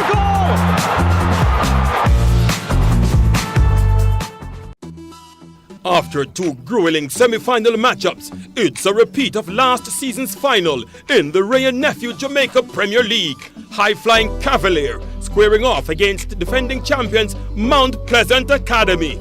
But before the massive clash on Sunday, catch a special preview of the JPL Super Finals on Jamaica's #1 football show, Football GPS. That's Football GPS, live this Tuesday at 8 p.m, powered by the Ray and Nephew Super Finals. I am just a little girl, but I have big dreams. And one day, all my dreams are going to come true. That's why I'm glad Mommy opened a Surgical Bank Star Savers account for me. It's the best gift she could ever give me. Because one day, I won't be little anymore. And my small savings are going to grow big. I even got my own debit card.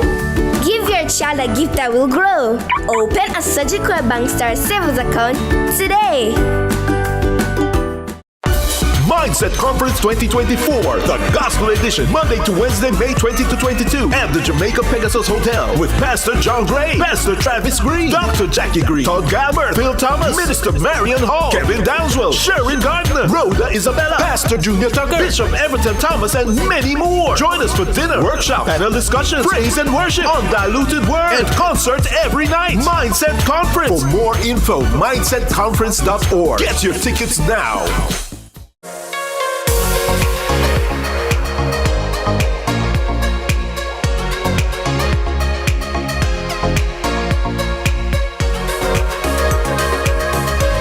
All right, welcome back to Sunrise. So when you hear coexisting with crocodiles, what comes to mind?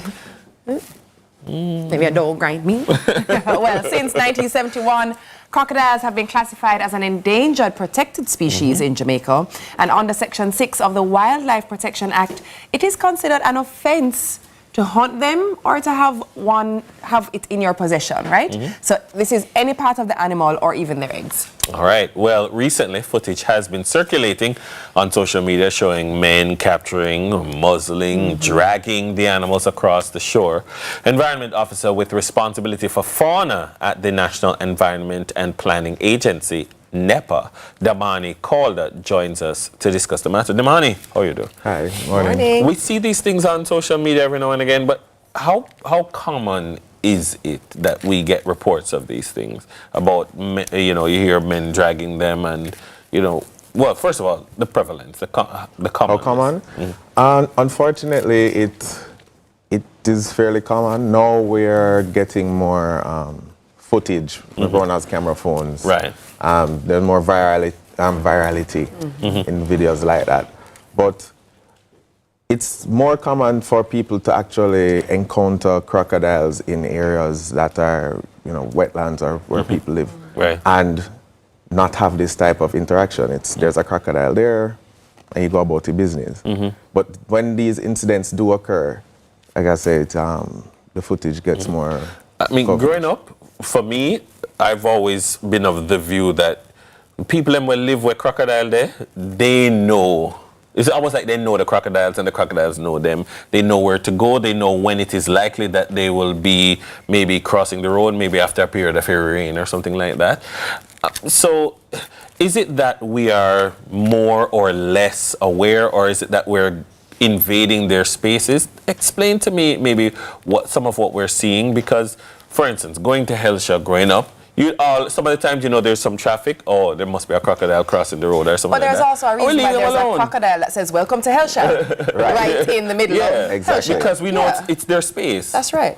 Right, correct. So there is I want to say a slight demographic shift where there are more people living in closer proximity to crocodiles. There are more people who maybe, like you said, hadn't grown up in that area. I've spoken to persons that say, I live all my life in Portmore, I've never seen a crocodile. Where there are other persons who are like, oh, I can show you a crocodile right now. Yeah. And it's the reaction to the crocodiles and wildlife. Some persons, even though they have grown up with them, when they actually do see one in close proximity, there's a group of people and there's, I want to say, crowd pressure. So sometimes persons decide to act. And there's this misconception that persons on spot should see a crocodile and catch it, and then NEPA will come and take it away. Ideally, we want persons to just leave the animal alone. And make the call. Right. In many instances, it's not necessary. So if there's a canal and the crocodile is in the canal, you're not going to trouble it. It's going to be there. There's fish and other things in the canal. We'll turn around and head back towards the wetland. If one does stray, because that does happen, and it's usually when one is moving from one wetland or a pond or a river to another, they do walk across land and they end up in your driveway or by someone's door, then we don't just leave that alone, but we advise persons to just call the professionals to come, because as you mentioned, in instances where people, I want to say, the layman or someone who's there just decides to take it on, they're at greater risk for injuring themselves and the animal. You know what I want to get into? I said it a bit when we were discussing this earlier, and I'm going to forever say it. These species, these living things are critically important to our ecosystem. We are not the only people that live on the planet, that being humans. Exactly. There are other species that are critically important to the functioning and balance of existence. Now, crocodiles are indigenous. There's a reason they're on the coat of arms. There's a reason they're protected. How important are they, and why should we not kill them? Why should we not harm them? Let's get into the mindset of it first. Why should we not harm them? Okay, well, as you mentioned, their importance to the ecosystem. So they are, a friend of mine calls them wetland engineers. Yeah. So there are many instances where these larger individuals are, as I mentioned, moving throughout their habitat. There are areas that if you go into the wetland or you go into the morass, you can clearly see these trails where a crocodile would have just sort of mowed down through the vegetation and created little channels and canals.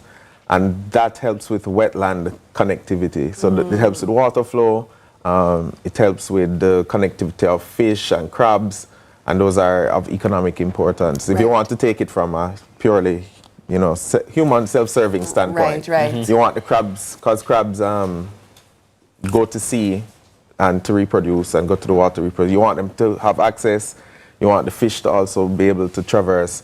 And there are areas where there's an absence of crocodiles, and you can see where the vegetation does get very thick and overgrows, and then you have pockets, it affects the hydrology. So even mangroves, there are areas where the mangroves don't get enough water, and you have some die-off just because you don't have these crocodiles utilizing the area. And the other thing is that crocodiles, despite what is portrayed a lot of the time, and it's not that it's inaccurate, it's just that it's not our reality. Our crocodiles mainly feed on crab, bird, and fish. Right. Because if you look at Jamaica and its indigenous animals, before humans, there was nothing larger than a coney. And this is what they primarily feed on the wetland. And they're ambush predators, so they sit and wait and sort of pick off animals that, you know, aren't, it's opportunistic, but they're also going for the weaker things. So in a population of fish, a crocodile is more than likely to eat a sicker one, an older one, a more diseased one. And again, looking from a self-serving human perspective, you would then now have a more robust fish population because it's getting rid of the diseased ones. Before we let you go, you said people should call, don't intervene. What number should they call? When can they call? Well, it's 876-754-7540, and that's the National Environment and Planning Agency. They can call at any time. There's someone who will always answer. Okay, that's what I wanted to know. Right. That they can call at any time. Right, they can call at any time. You can also call the Jamaica Constabulary Force, and they will liaise with us. There are also other partners, like for instance, in the most recent video that went around, the Caribbean Coastal Area Management, and they are located in Clarendon. I don't remember their number offhand. No problem. But call 119, police emergency, and they will route it. All right, got you. Our guest, Damani Calder, Environment Officer with responsibility for fauna at NEPA. On the other side of the break, we'll be redefining investments with the Mayberry Group. We'll be right back.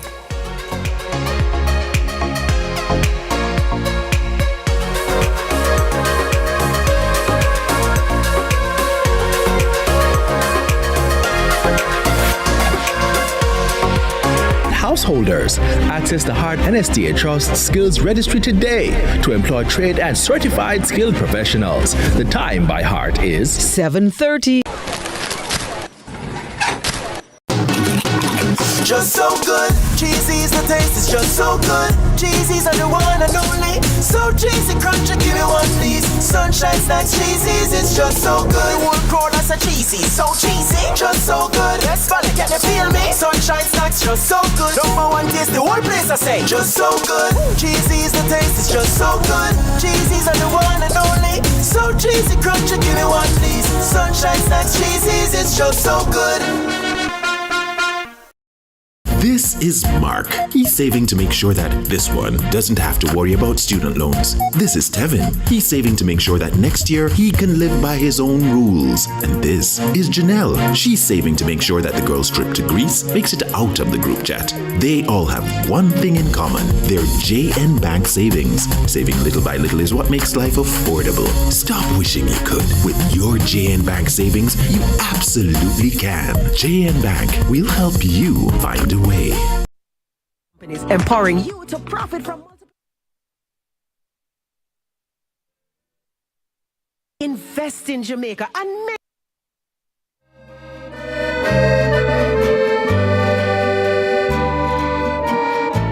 Make your money grow. Invest in Mayberry Jamaican Equities Bond, a safe and purposeful way to invest. How? We carefully invest your funds in top local companies, empowering you to profit from multiple businesses, not just one. With a minimum investment of just $20,000 and an interest rate of up to 10.5% per annum, it's more than just growth. It's profit with purpose. Discover more at www.profitwithpurposeja.com or contact your investment advisor for full details. Profit with purpose. Invest with Mayberry. All right, so this morning, Mayberry's dedication to empowering investors and fostering sustainable growth remains steadfast. The Mayberry Jamaican Equities Bond, IPO, marks a significant milestone in our ongoing efforts to redefine the financial landscape and pave the way for a future where prosperity knows no limits. We're now joined by General Manager of Asset Management at Mayberry Investments Limited, Damian Wiley, who will give us the details. Welcome to Sunrise, Damian. How are you doing? Morning. How are you? Thank you for having me. Thanks. Morning to your visitors, your viewers. Yeah, well, Mayberry is always up to something, and you're always coming up with creative IPOs. Right. Tell us what's special about this one. So there are a couple of things that are very special about this IPO. Firstly, we're looking to raise just about 2.2 billion with the potential to upsize that to 3 billion. This is going to be spread over 3 tranches, each paying a separate interest rate. The first tranche is 9.25% for 13 months. The second one is 10% for 36 months, and 10.5% for 36 months, and 10% for 26 months. Couple of things that I want to talk about or highlight, really. Firstly, at these interest rates, it's significantly better than almost everything out there in the market. I was going to say, there's been a long time since I've heard of interest rates like this. Sure. Your typical savings account will pay you probably below 2% per year. Yeah. So if you think about it, you're really doing a disadvantage by keeping your money in a savings account earning 2% when you could do 10.5%. So just to give some context to that, you're looking at 10,500 for every 100,000 that you invest, right? The minimum investment amount is 20,000, and we grow in increments of 10,000, and there's no maximum amount. You know, it was just yesterday we were distinguishing between stocks and bonds, and we were talking about, you know, that bonds are coming back because, you know, people were excited about the stock market, and everybody for the last maybe 5-6 years has been, stocks. But I mean, it's very important, the role of bonds in terms of more predictable, more stable, adding that element to your portfolio. I mean, are we seeing now people more gravitating towards this as an area of investment? So where I would say you're seeing bonds take the lead within the space is currently interest rates are very high. Yes. They also offer you a stable and fixed rate of return, which in times of uncertainty makes investors feel better. Yes. Going forward, you may see rates start to come down, which is again a good reason why you should invest in this bond offering. You're not likely to see rates like this for the next 36 months. So get in early, apply online. Because yesterday Carlton was saying, like 7%, and you're saying 13. 10.5. Let's talk a bit about, give me the details of this specific MJE bond. What is the money being put towards? How often do I get the returns? Is it a long-term bond? Can I pull out? Am I there for 5 years? Walk me through it, like you're going to take my money. All right. So the first thing is you apply online at www.mayberryinv.com or www.profitja.com. That's the first thing. The second thing is, you said how long? The maximum tenure is 36 months. Okay. So that's 3 years. That's not that long. Not bad. Right. Pretty flexible. Thirdly, the flexibility is offered by the fact that the bond will be traded on the Jamaica Stock Exchange. So at any point in time that you want to liquidate your position, it's a simple trade, much the same way you trade equities right now. And then third, I think last thing you wanted to know is how easy is it to go in and out of the bond. It's pretty easy. It's just like buying stocks. It's just the quantity that's very different.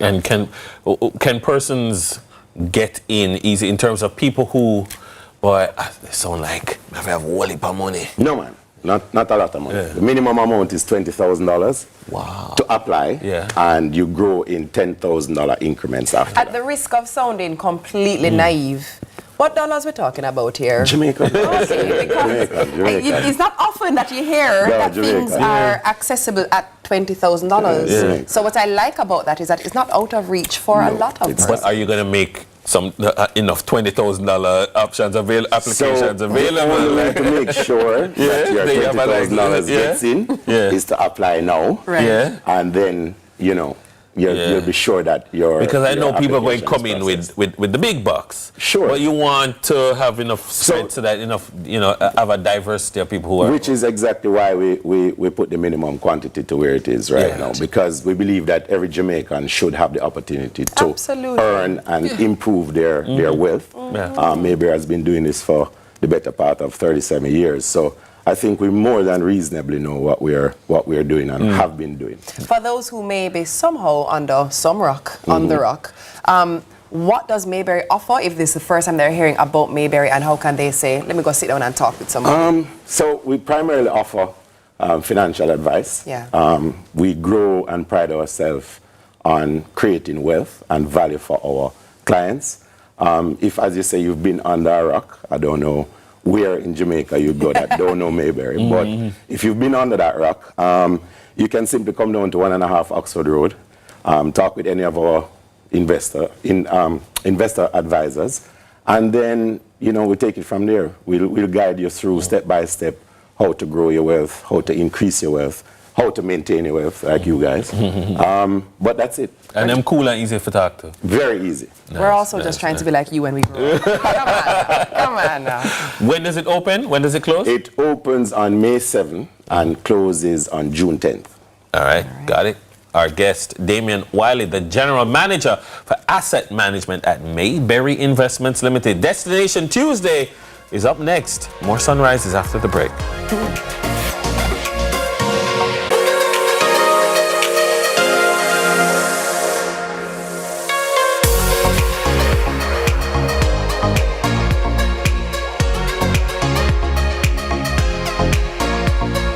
Look who we have in the cut. No, today episode I got nice. Legends, Senator, my longtime brethren, the great, all-star, the king, and the man himself. Salute! You know, as man, we're not too go specialist, and that's the pinnacle of the problem. We want some new era. Do what you love and you never work a day in your life. Lie! You work in a week. It was pandemonium. Country people can't relate to me I talk about. What you think about me no matter, you know. What matter to me is what me think about myself. Man United, you know. I don't care what man wants to say. You know, man. Yeah, man. You know, man. You finished? Yes, we finished.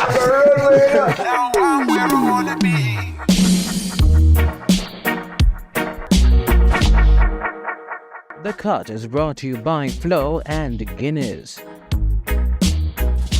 Bollywood has never been this good. Catch Made for Each Other weekdays at 12:30 p.m. on your drama station. Brought to you by Hyundai. Conditions apply.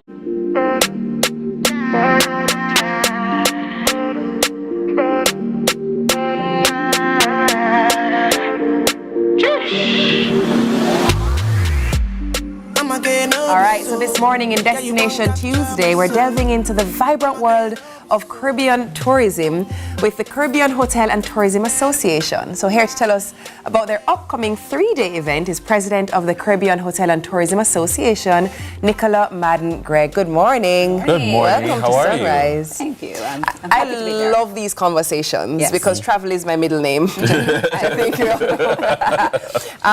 But I feel like people don't understand that although we live in this space, people long and crave, people desire so badly to come to Jamaica. So we take it for granted, a lot of us who are here.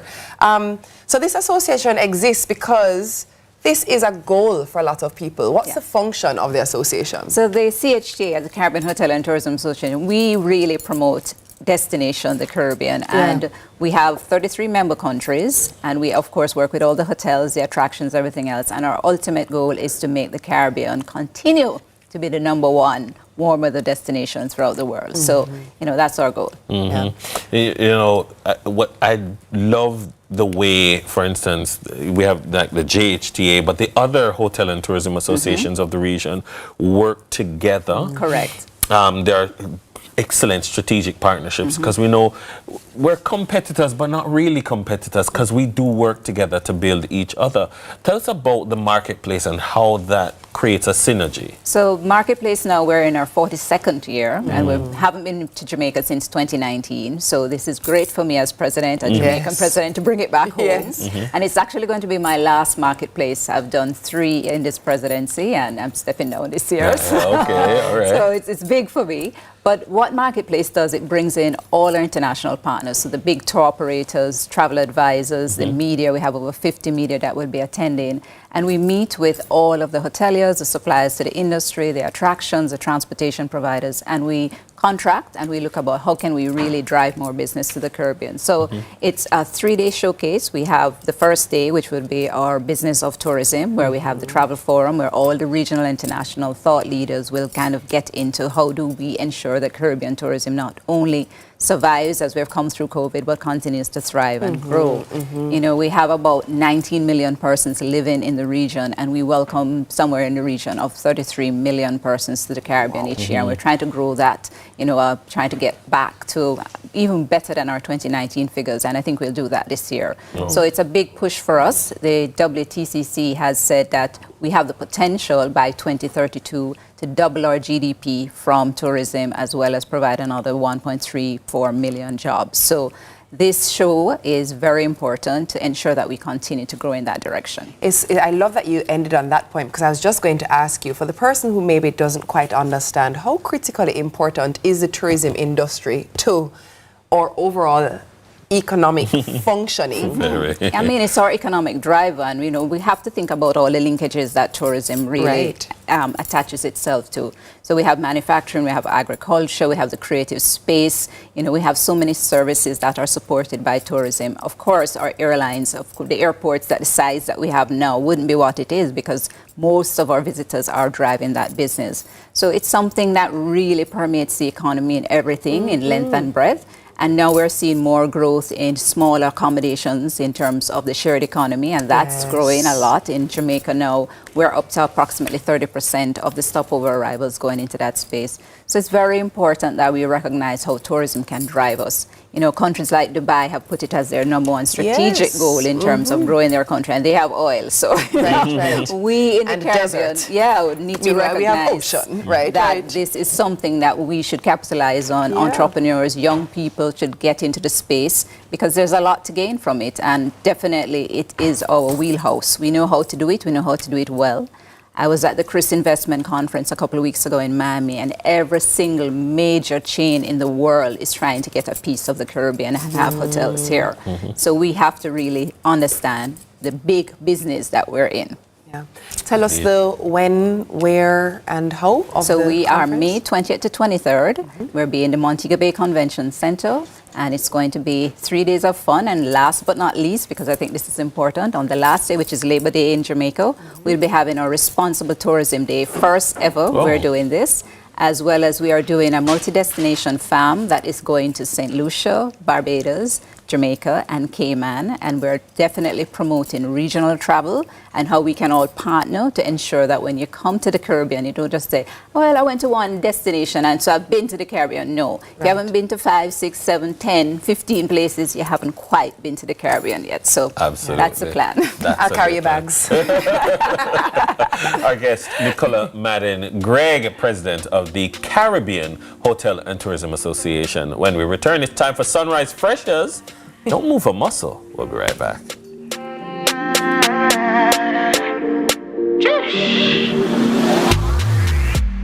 I'm again, no be so. Yeah, you won't capture my soul.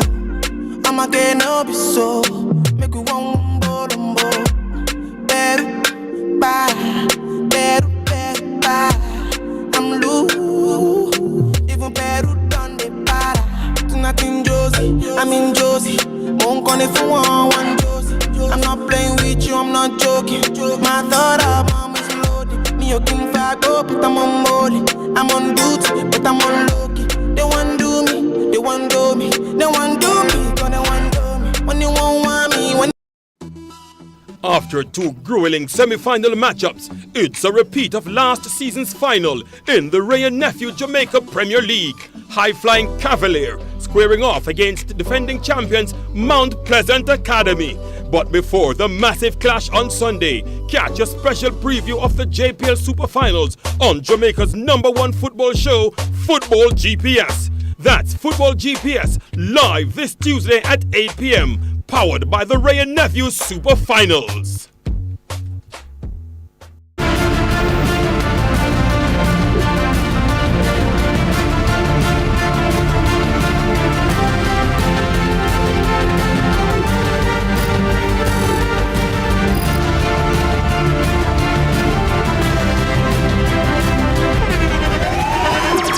The internationally acclaimed On Stage with Winfred Williams. At a new time, Saturdays at 8 p.m. on CVMTV. So much more than entertainment.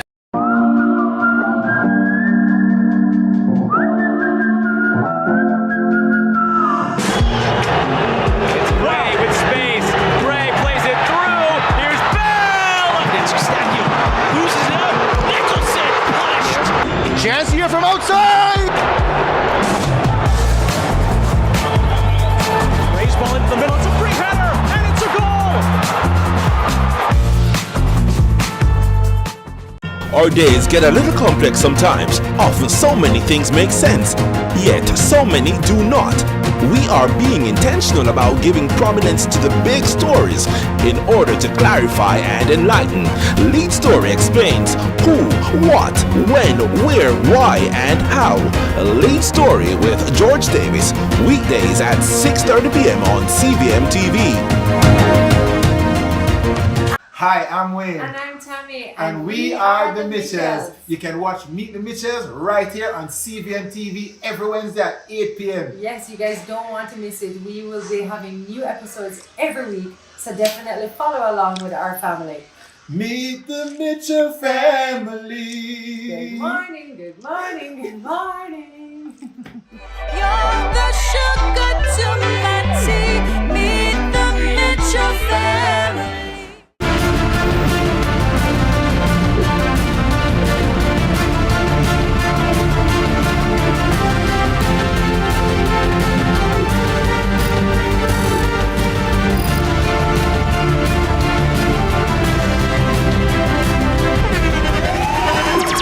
The internationally acclaimed On Stage with Winfred Williams. At a new time, Saturdays at 8 p.m. on CVMTV. So much more than entertainment.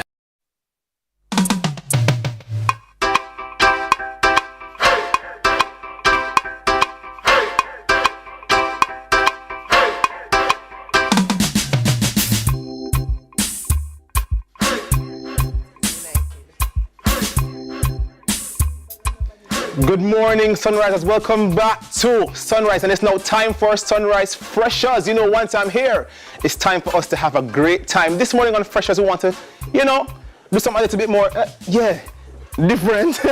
We have Team Freshers and we have Team Meadowbrook. Thanks. So wave, Meadowbrook, come, do something.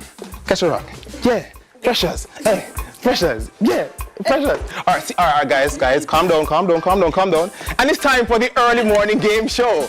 So this morning, Team Freshers will be facing off against Team Meadowbrook to see who will be crowned the early morning game show winner. All right. So we have a few questions here this morning, and we have some surprise challenges. So for the questions, the first person to buzz in will get the chance to answer.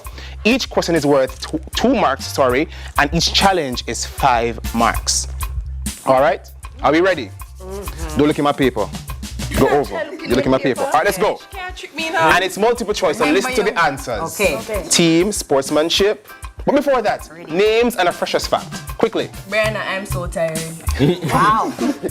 Hi, I'm Chrisanne, and I love to take photos. All right. Hi, I'm Tenny, and I'm an intelligent young lady. You're intelligent. You're right. So we'll test that this morning. Definitely. All right, great. Yes, over to you. Hi, I'm Yendi, and I don't like to come second.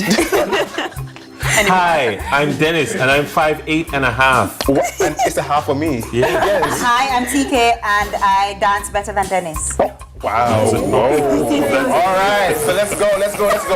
Question 1. That's all I got. What does our motto, out of many, one people mean? Is it A, even though we are of many races, backgrounds, and cultures, we are one people? B, We buzz first. A. We buzz A. Wow. You did not. We did. It was Team Sunrise. Answer is What? A. That is correct. No. Ask again. Answer is. The answer is No, they did not. A.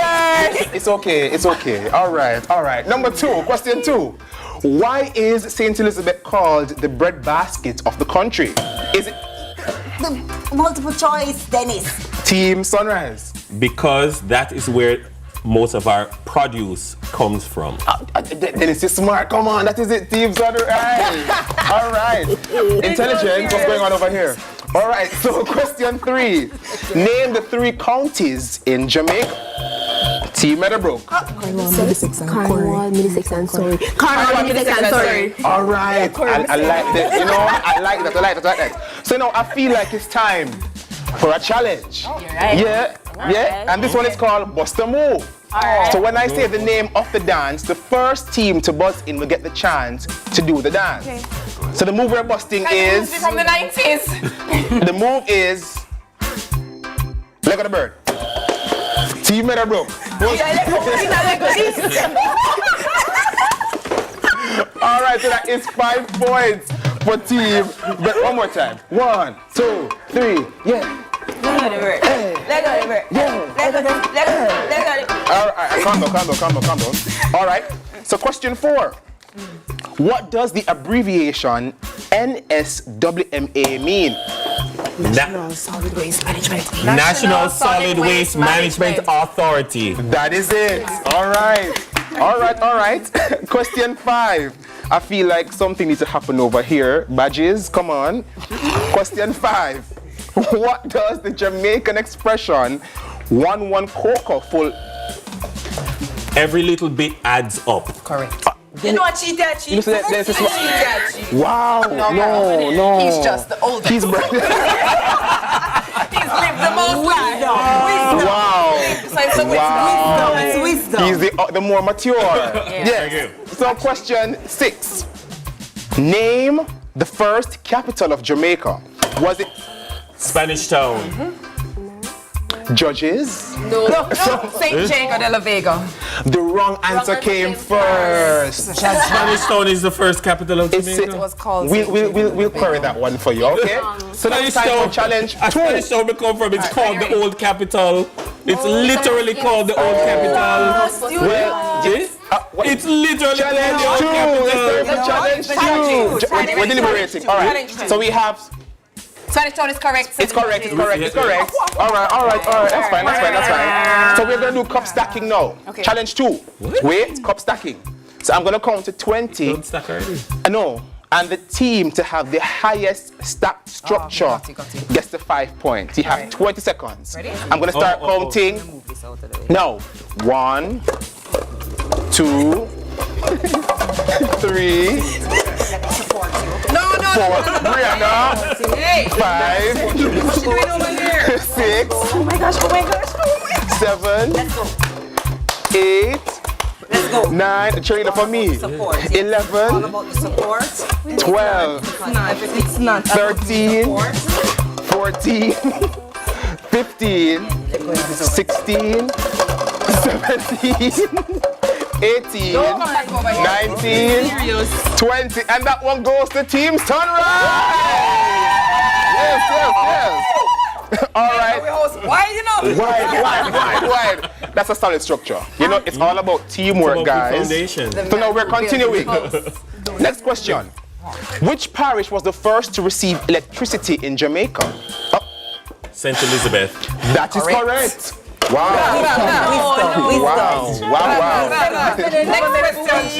What date is celebrated as Emancipation Day in Team Meadowbrook? I can't yell. August 1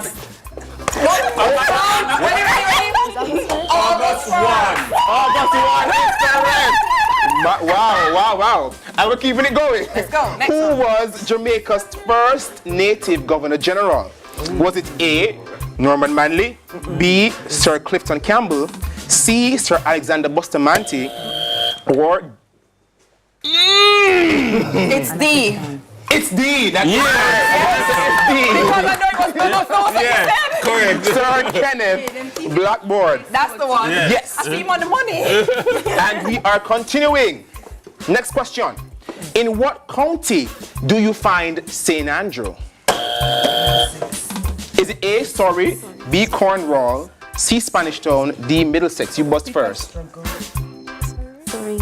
Sorry. So that is correct. All right. All right, so let's go to the last challenge for freshers. And this is finish the lyric. Sorry. Oh, gee. Finish the lyric. Let's go. The smell of your perfume.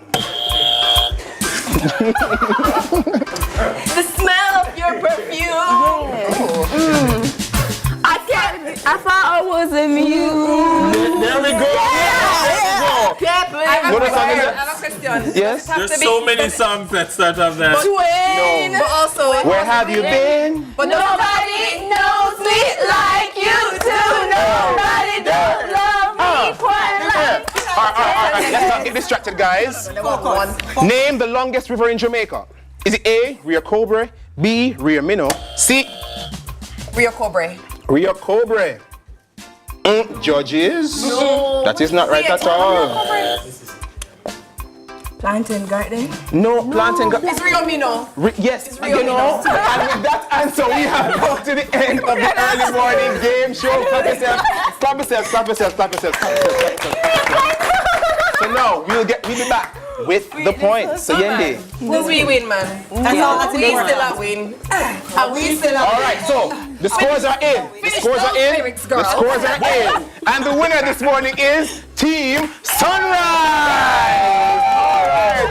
Team Meadowbrook, thank you for being here. And they have exams this morning, you know. Oh yeah? Cape and all the best on that. All the Go and destroy it. All right. We'd like to thank God. We'd like to thank the team. We'd like to thank our coaches and teachers. Yeah. Wins. Give thanks. It's also been really great being born in the 80s.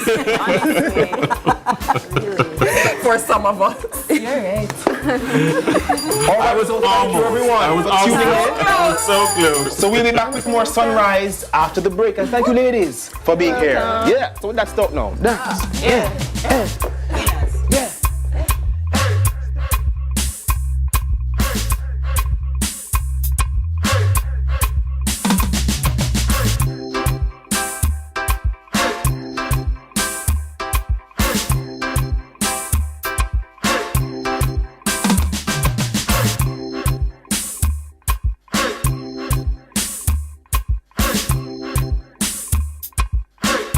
Total Connect. Hawkeye, securing what matters most. Time by Hawkeye is 8 a.m. Look who we have in the cut. No, today episode I got nice. Legends, Senator, my longtime brethren, the great, all-star, the king, and the man himself. Salute! You know, as man, we're not to go as specialists, and that's the pinnacle of the problem. We want some new era. Do what you love and you never work a day in your life. You lie. You work till a week. It was pandemonium. Country people can't relate to me I talk about. What you think about me no matter. You know. What matter to me is what me think about myself. Man United, you know. I don't care what man want to say. You know, man. Yeah, man. You know, man. You finished? Yes, we finished.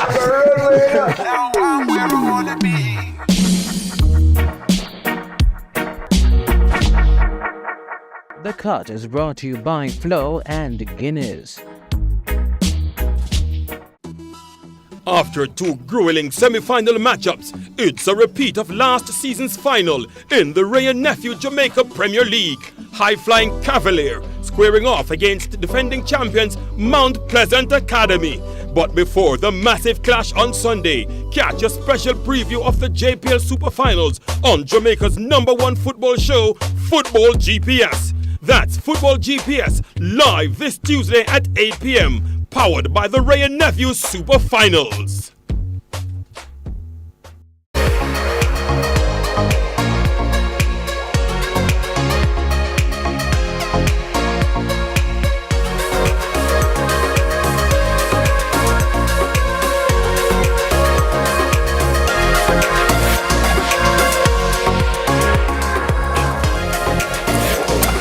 right, the Arden Preparatory School Lightning Drummers, the recipients of multiple gold medals in the Jamaica Cultural Development Commission's Performing Arts Competition, showcased their talents at the 2024 Drum Fest. They're now gearing up to represent Jamaica at the World Championships of the Performing Arts in California this year. They've joined us this morning to share their lightning talent. It's the Arden Prep School Lightning Drummers. Take it away.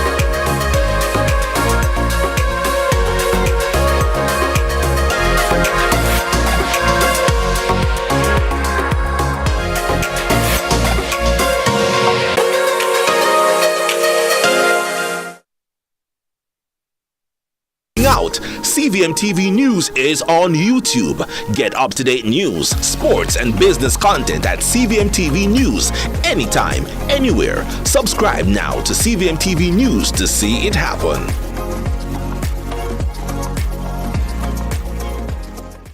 Our days get a little complex sometimes. Often so many things make sense, yet so many do not. We are being intentional about giving prominence to the big stories in order to clarify and enlighten. Lead Story explains who, what, when, where, why, and how. Lead Story with George Davis, weekdays at 6:30 p.m. on CVMTV. After two grueling semi-final matchups, it's a repeat of last season's final in the Ray and Nephew Jamaica Premier League. High-flying Cavalier squaring off against defending champions Mount Pleasant Academy. But before the massive clash on Sunday, catch a special preview of the JPL Super Finals on Jamaica's #1 football show, Football GPS. That's Football GPS, live this Tuesday at 8 p.m. Powered by the Ray and Nephew Super Finals.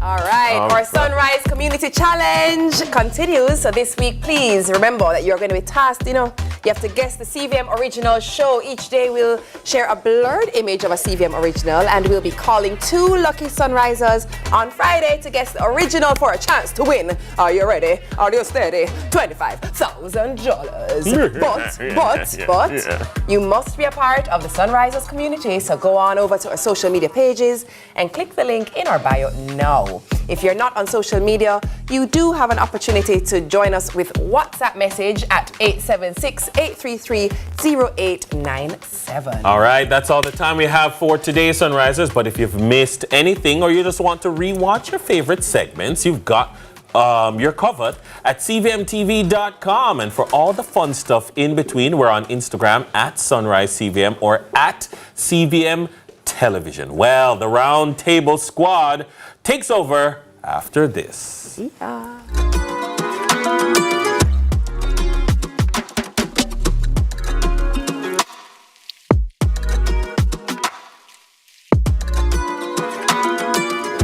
Happy Tuesday, everybody. Welcome to the Roundtable. I am Shelly-Ann, and joining me, of course, is the bedazzling Barbie. And, of course, our special guest this morning is Nekanya. Did I say your name properly? Yes, Nekanya Thank Brown. you. Nekanya Brown, welcome to the Roundtable. You have beautiful skin, by the way. Thank you. Gorgeous. Like, seriously. Thank you. She's glowing without the makeup. You ever realize with really dark-skinned people, they don't even have a black head? Like, I have a little bad mind, but that's something. You know, not even a little liver spot. Nothing. Them just smooth. Just smooth. And I'm working through it, therapy and such. I'm working through it. But welcome, Nekanya. Thank you so much for having me. So good to have you this morning. Boy, Bobby. Oh, the place hot, so. I like the heat, so you can't ask me. I like the heat. And I think it was really hot yesterday because it was John Mark's birthday. So he caused that. Him caused the heat. Well, I'm going to page him because I'm going to make some contribution to the light bill. Is all I'm saying. Nekanya, keeping cool in the heat? I'm trying. Just stay inside. All right, well, you know what? Let us see what's hot on social media. Let's check out this social buzz.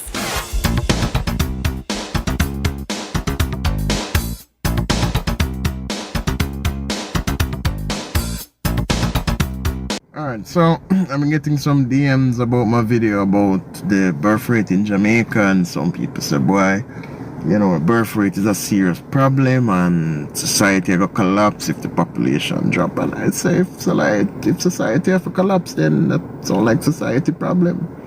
Because you have to understand that a birth rate decline is not the disease, it is the symptom. It is my opinion. It is not the disease, it is the symptom. It is a symptom of years of neglect of the vast majority of people, Jamaicans, right? It is a symptom of people being unable to provide proper nutrition for themselves, much less them offspring. It is a symptom of a society that has put profits over people. So I'm saying I'm not take it back. Him say and him not take it back, and I don't think him to take it back. I was nodding the whole time. It is a symptom of broke. Poverty or keep. I say is rubbish because who breed more than broke people? Well, you know what? So I think rubbish. You know what? Let us remember that. Touch me. We are going to continue this conversation because we have to go to the bag of things.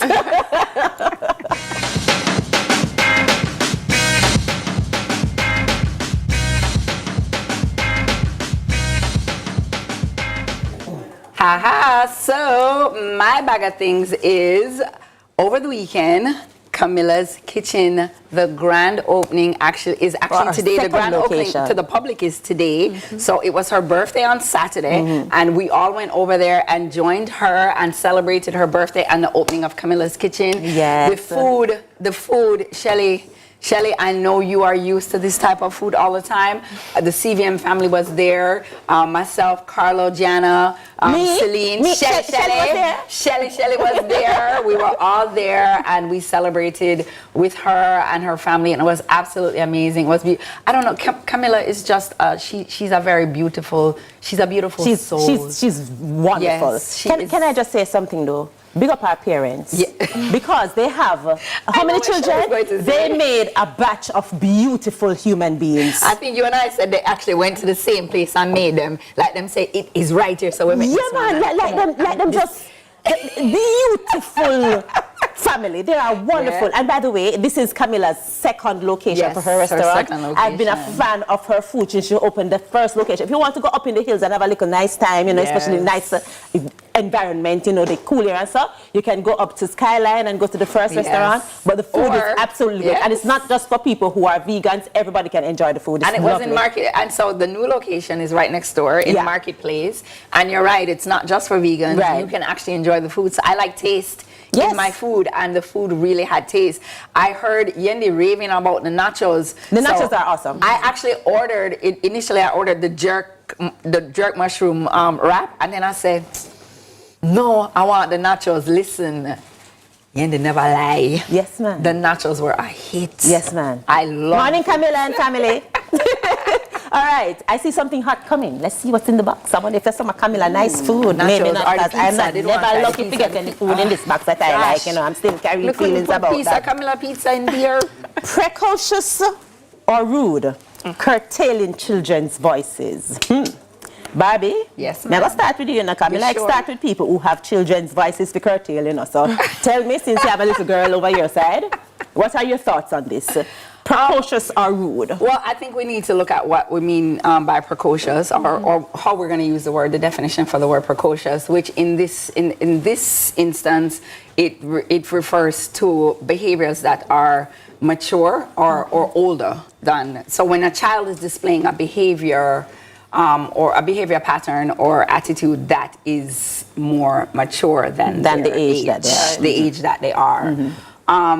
For me, I think that it's a little bit of it's a fine line, and it's something that I play with, because while I want my niece to have her voice and to speak and to express herself, she cannot be rude. She has to have respect and regard for everyone in her circle. She is 2 now, going on to 3, and believe it or not, it is still something. So I hear her say things like, she'll say, Barbie, and I say, excuse me? And she'll go, Auntie Barbie. I say, yes, thank you. I'm speaking to her, she'll say, I'll say something to her, and she goes, no. I said, don't tell me no. And she would say, okay, Auntie, I don't like that. So she can't tell you no? No, she cannot. Why she can't tell you no? She can't tell me dry nose, so excuse me. I'll get back to that, because I want to hear what Nikanya. Yes, Nikanya, thoughts? Okay, so my thoughts. First off, I'm 20 years old, so not too long ago, I think I'm going into the young adult stage now, but not too long ago, I would be considered a child, right? And I think that it all comes down to having a balance of children being able to express themselves, to say how they feel, but to do it in a respectful way, as you said. And we have to remember that children, it's their first time being on earth. They're going to make mistakes, but it's up to us now, it's up to adults to teach them how to be respectful, what is appropriate for certain conversations, how to express themselves in a way where their voices are heard, but it's not rude. You know? And they're respected, because it's not just that their voices are heard, but that they are respected. Right. And respect for me is a given. It's not a taken. You can't take it from anybody. You give it, and it comes right back at you. All right. I hear words like respect and appropriate and all of these nice words. But let us talk about specifics. I was really. What's the word I want? When you said she can't tell you no, that made me think. So, why is it rude for a child to tell an adult no? She can't tell me no, Shelley. Let me finish. Say when I say no, miss. So, I've grown, me personally, I've grown up in a space where every single adult has tried to get me to do one thing: stop the talking.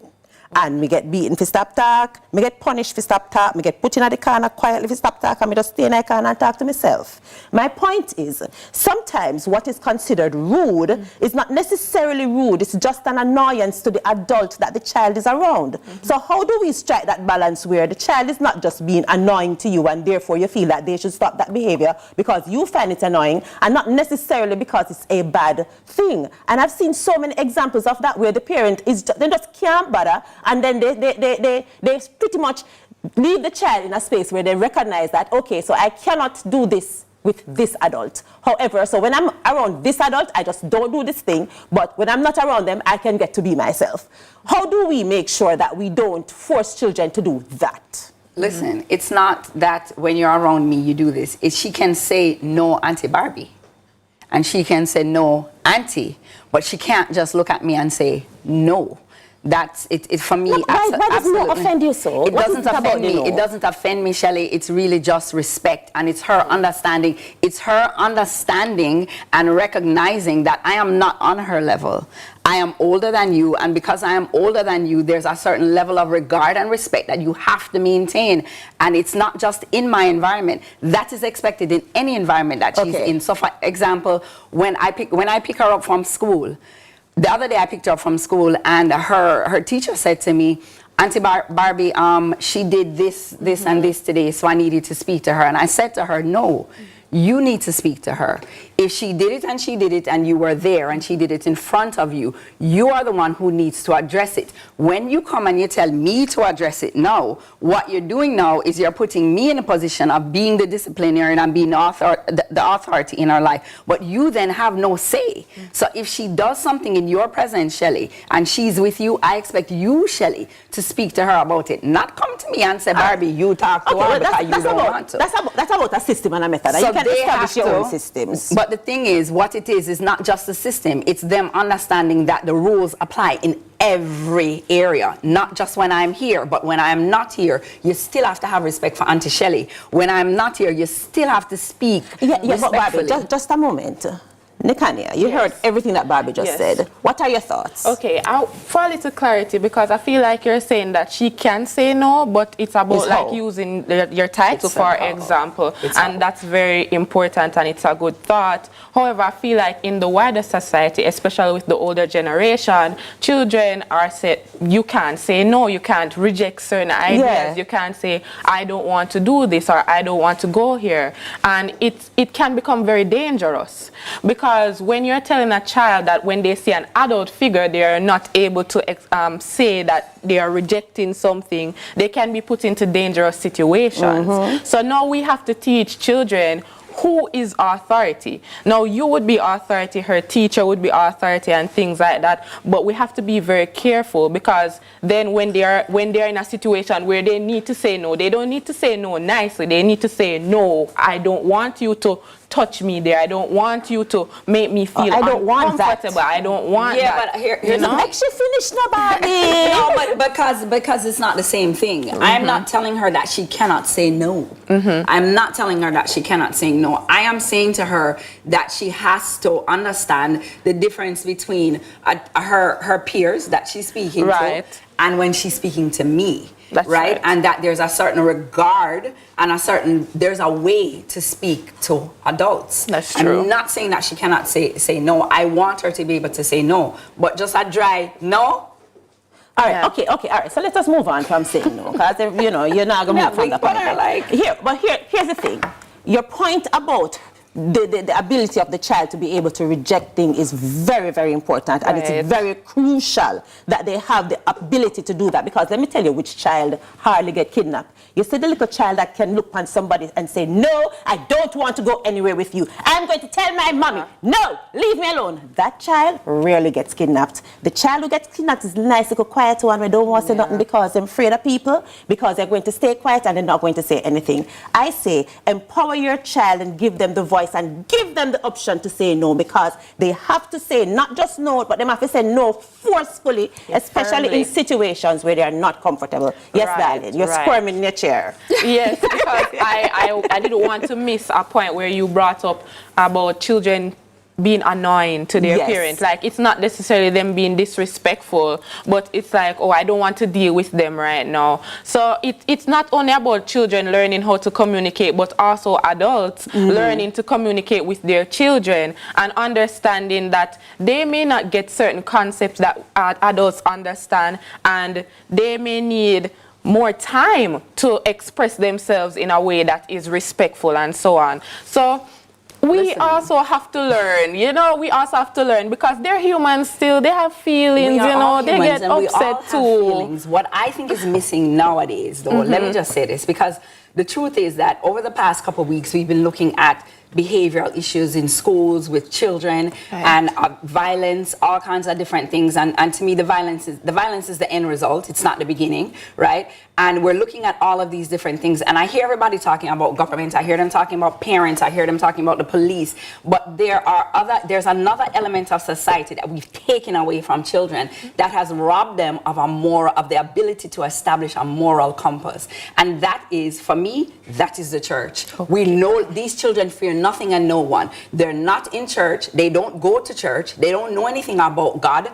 And they're literally growing up in homes where they have no moral compass. What the church presents is a community. And it's in a community, you are accountable, not just to your mother and your father in your home, but to others in the community who are watching you and paying attention to your behavior and how you behave. And when you pass a place, Miss Lou down the road can say to you, excuse me, Nikanya, you pass a place, don't do that. And she can speak to you. Nowadays, nobody can talk to these kids. They have no moral compass.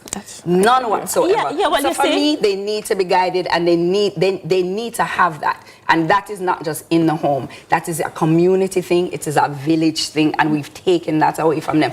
And nobody's talking about it. I could say the exact same thing you said a while ago, but instead of saying the church, I can say mama, grandma, the big woman who usually hold the family together, the matriarch. A lot of grandmas are not old women who hum and we're tired anymore and duster, are some nice young glamours. They not even call themselves grandma anymore. And I agree with you about the community, but I do not agree that the community has to come from church. I didn't say it has to. I say it is a part of. No, when we can't finish the one I said this morning, Bobby. You can't, but it doesn't have to come from, but it is a part of. That is fine. But you see, oh, we get nice and heated. Them always I give you the break signal when we're ready for boxing here now. But you know we have to go to the break. We'll be right back after this.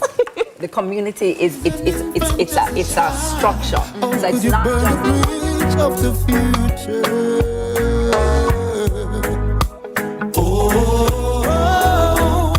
Save the children, the future to serve. Pharmacies, your trusted partner in health and wellness for over 30 years. With 8 convenient pharmacies across Eastern Jamaica. Supermed Mall Pharmacy, Supermed New Kingston, Supermed Pepine, Supermed Port Antonio Pharmacies 1 and 2, Claire's St. Mary, Lloyd's St. Thomas, and a convenient drive-through at our Hughenden location where you can get your medication without leaving your car. We're dedicated to providing you with the highest level of care. Experience the difference with Supermed family of pharmacies. Super happy, super healthy. And you go down and have a good day. Blessing. Supermed.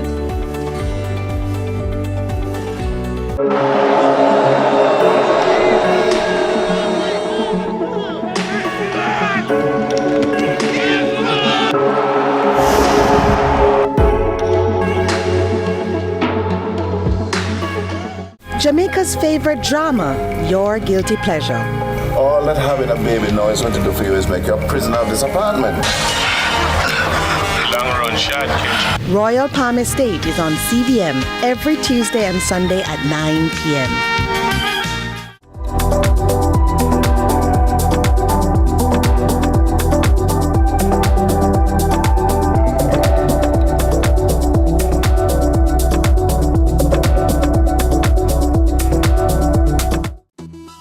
After 2 grueling semi-final matchups, it's a repeat of last season's final. Welcome to the ZZ Lottery Draw for 8:25 a.m. Tuesday, May 14th, 2024. The one-drop winning number is 13. The hat-trick winning numbers are 7, 6, 4. The four-play winning numbers are 0, 2, 8, 7. The fireball is white. Thank you for playing with Izizi.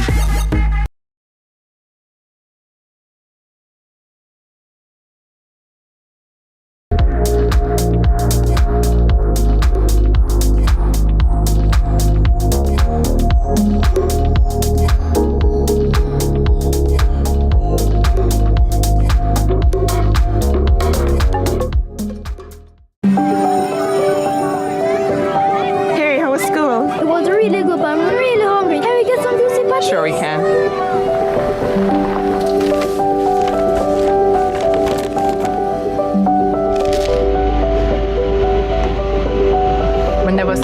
empathy like you.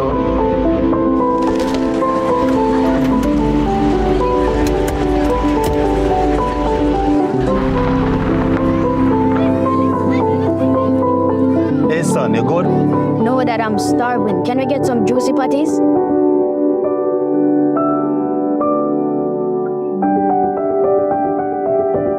Celebrating moms everywhere.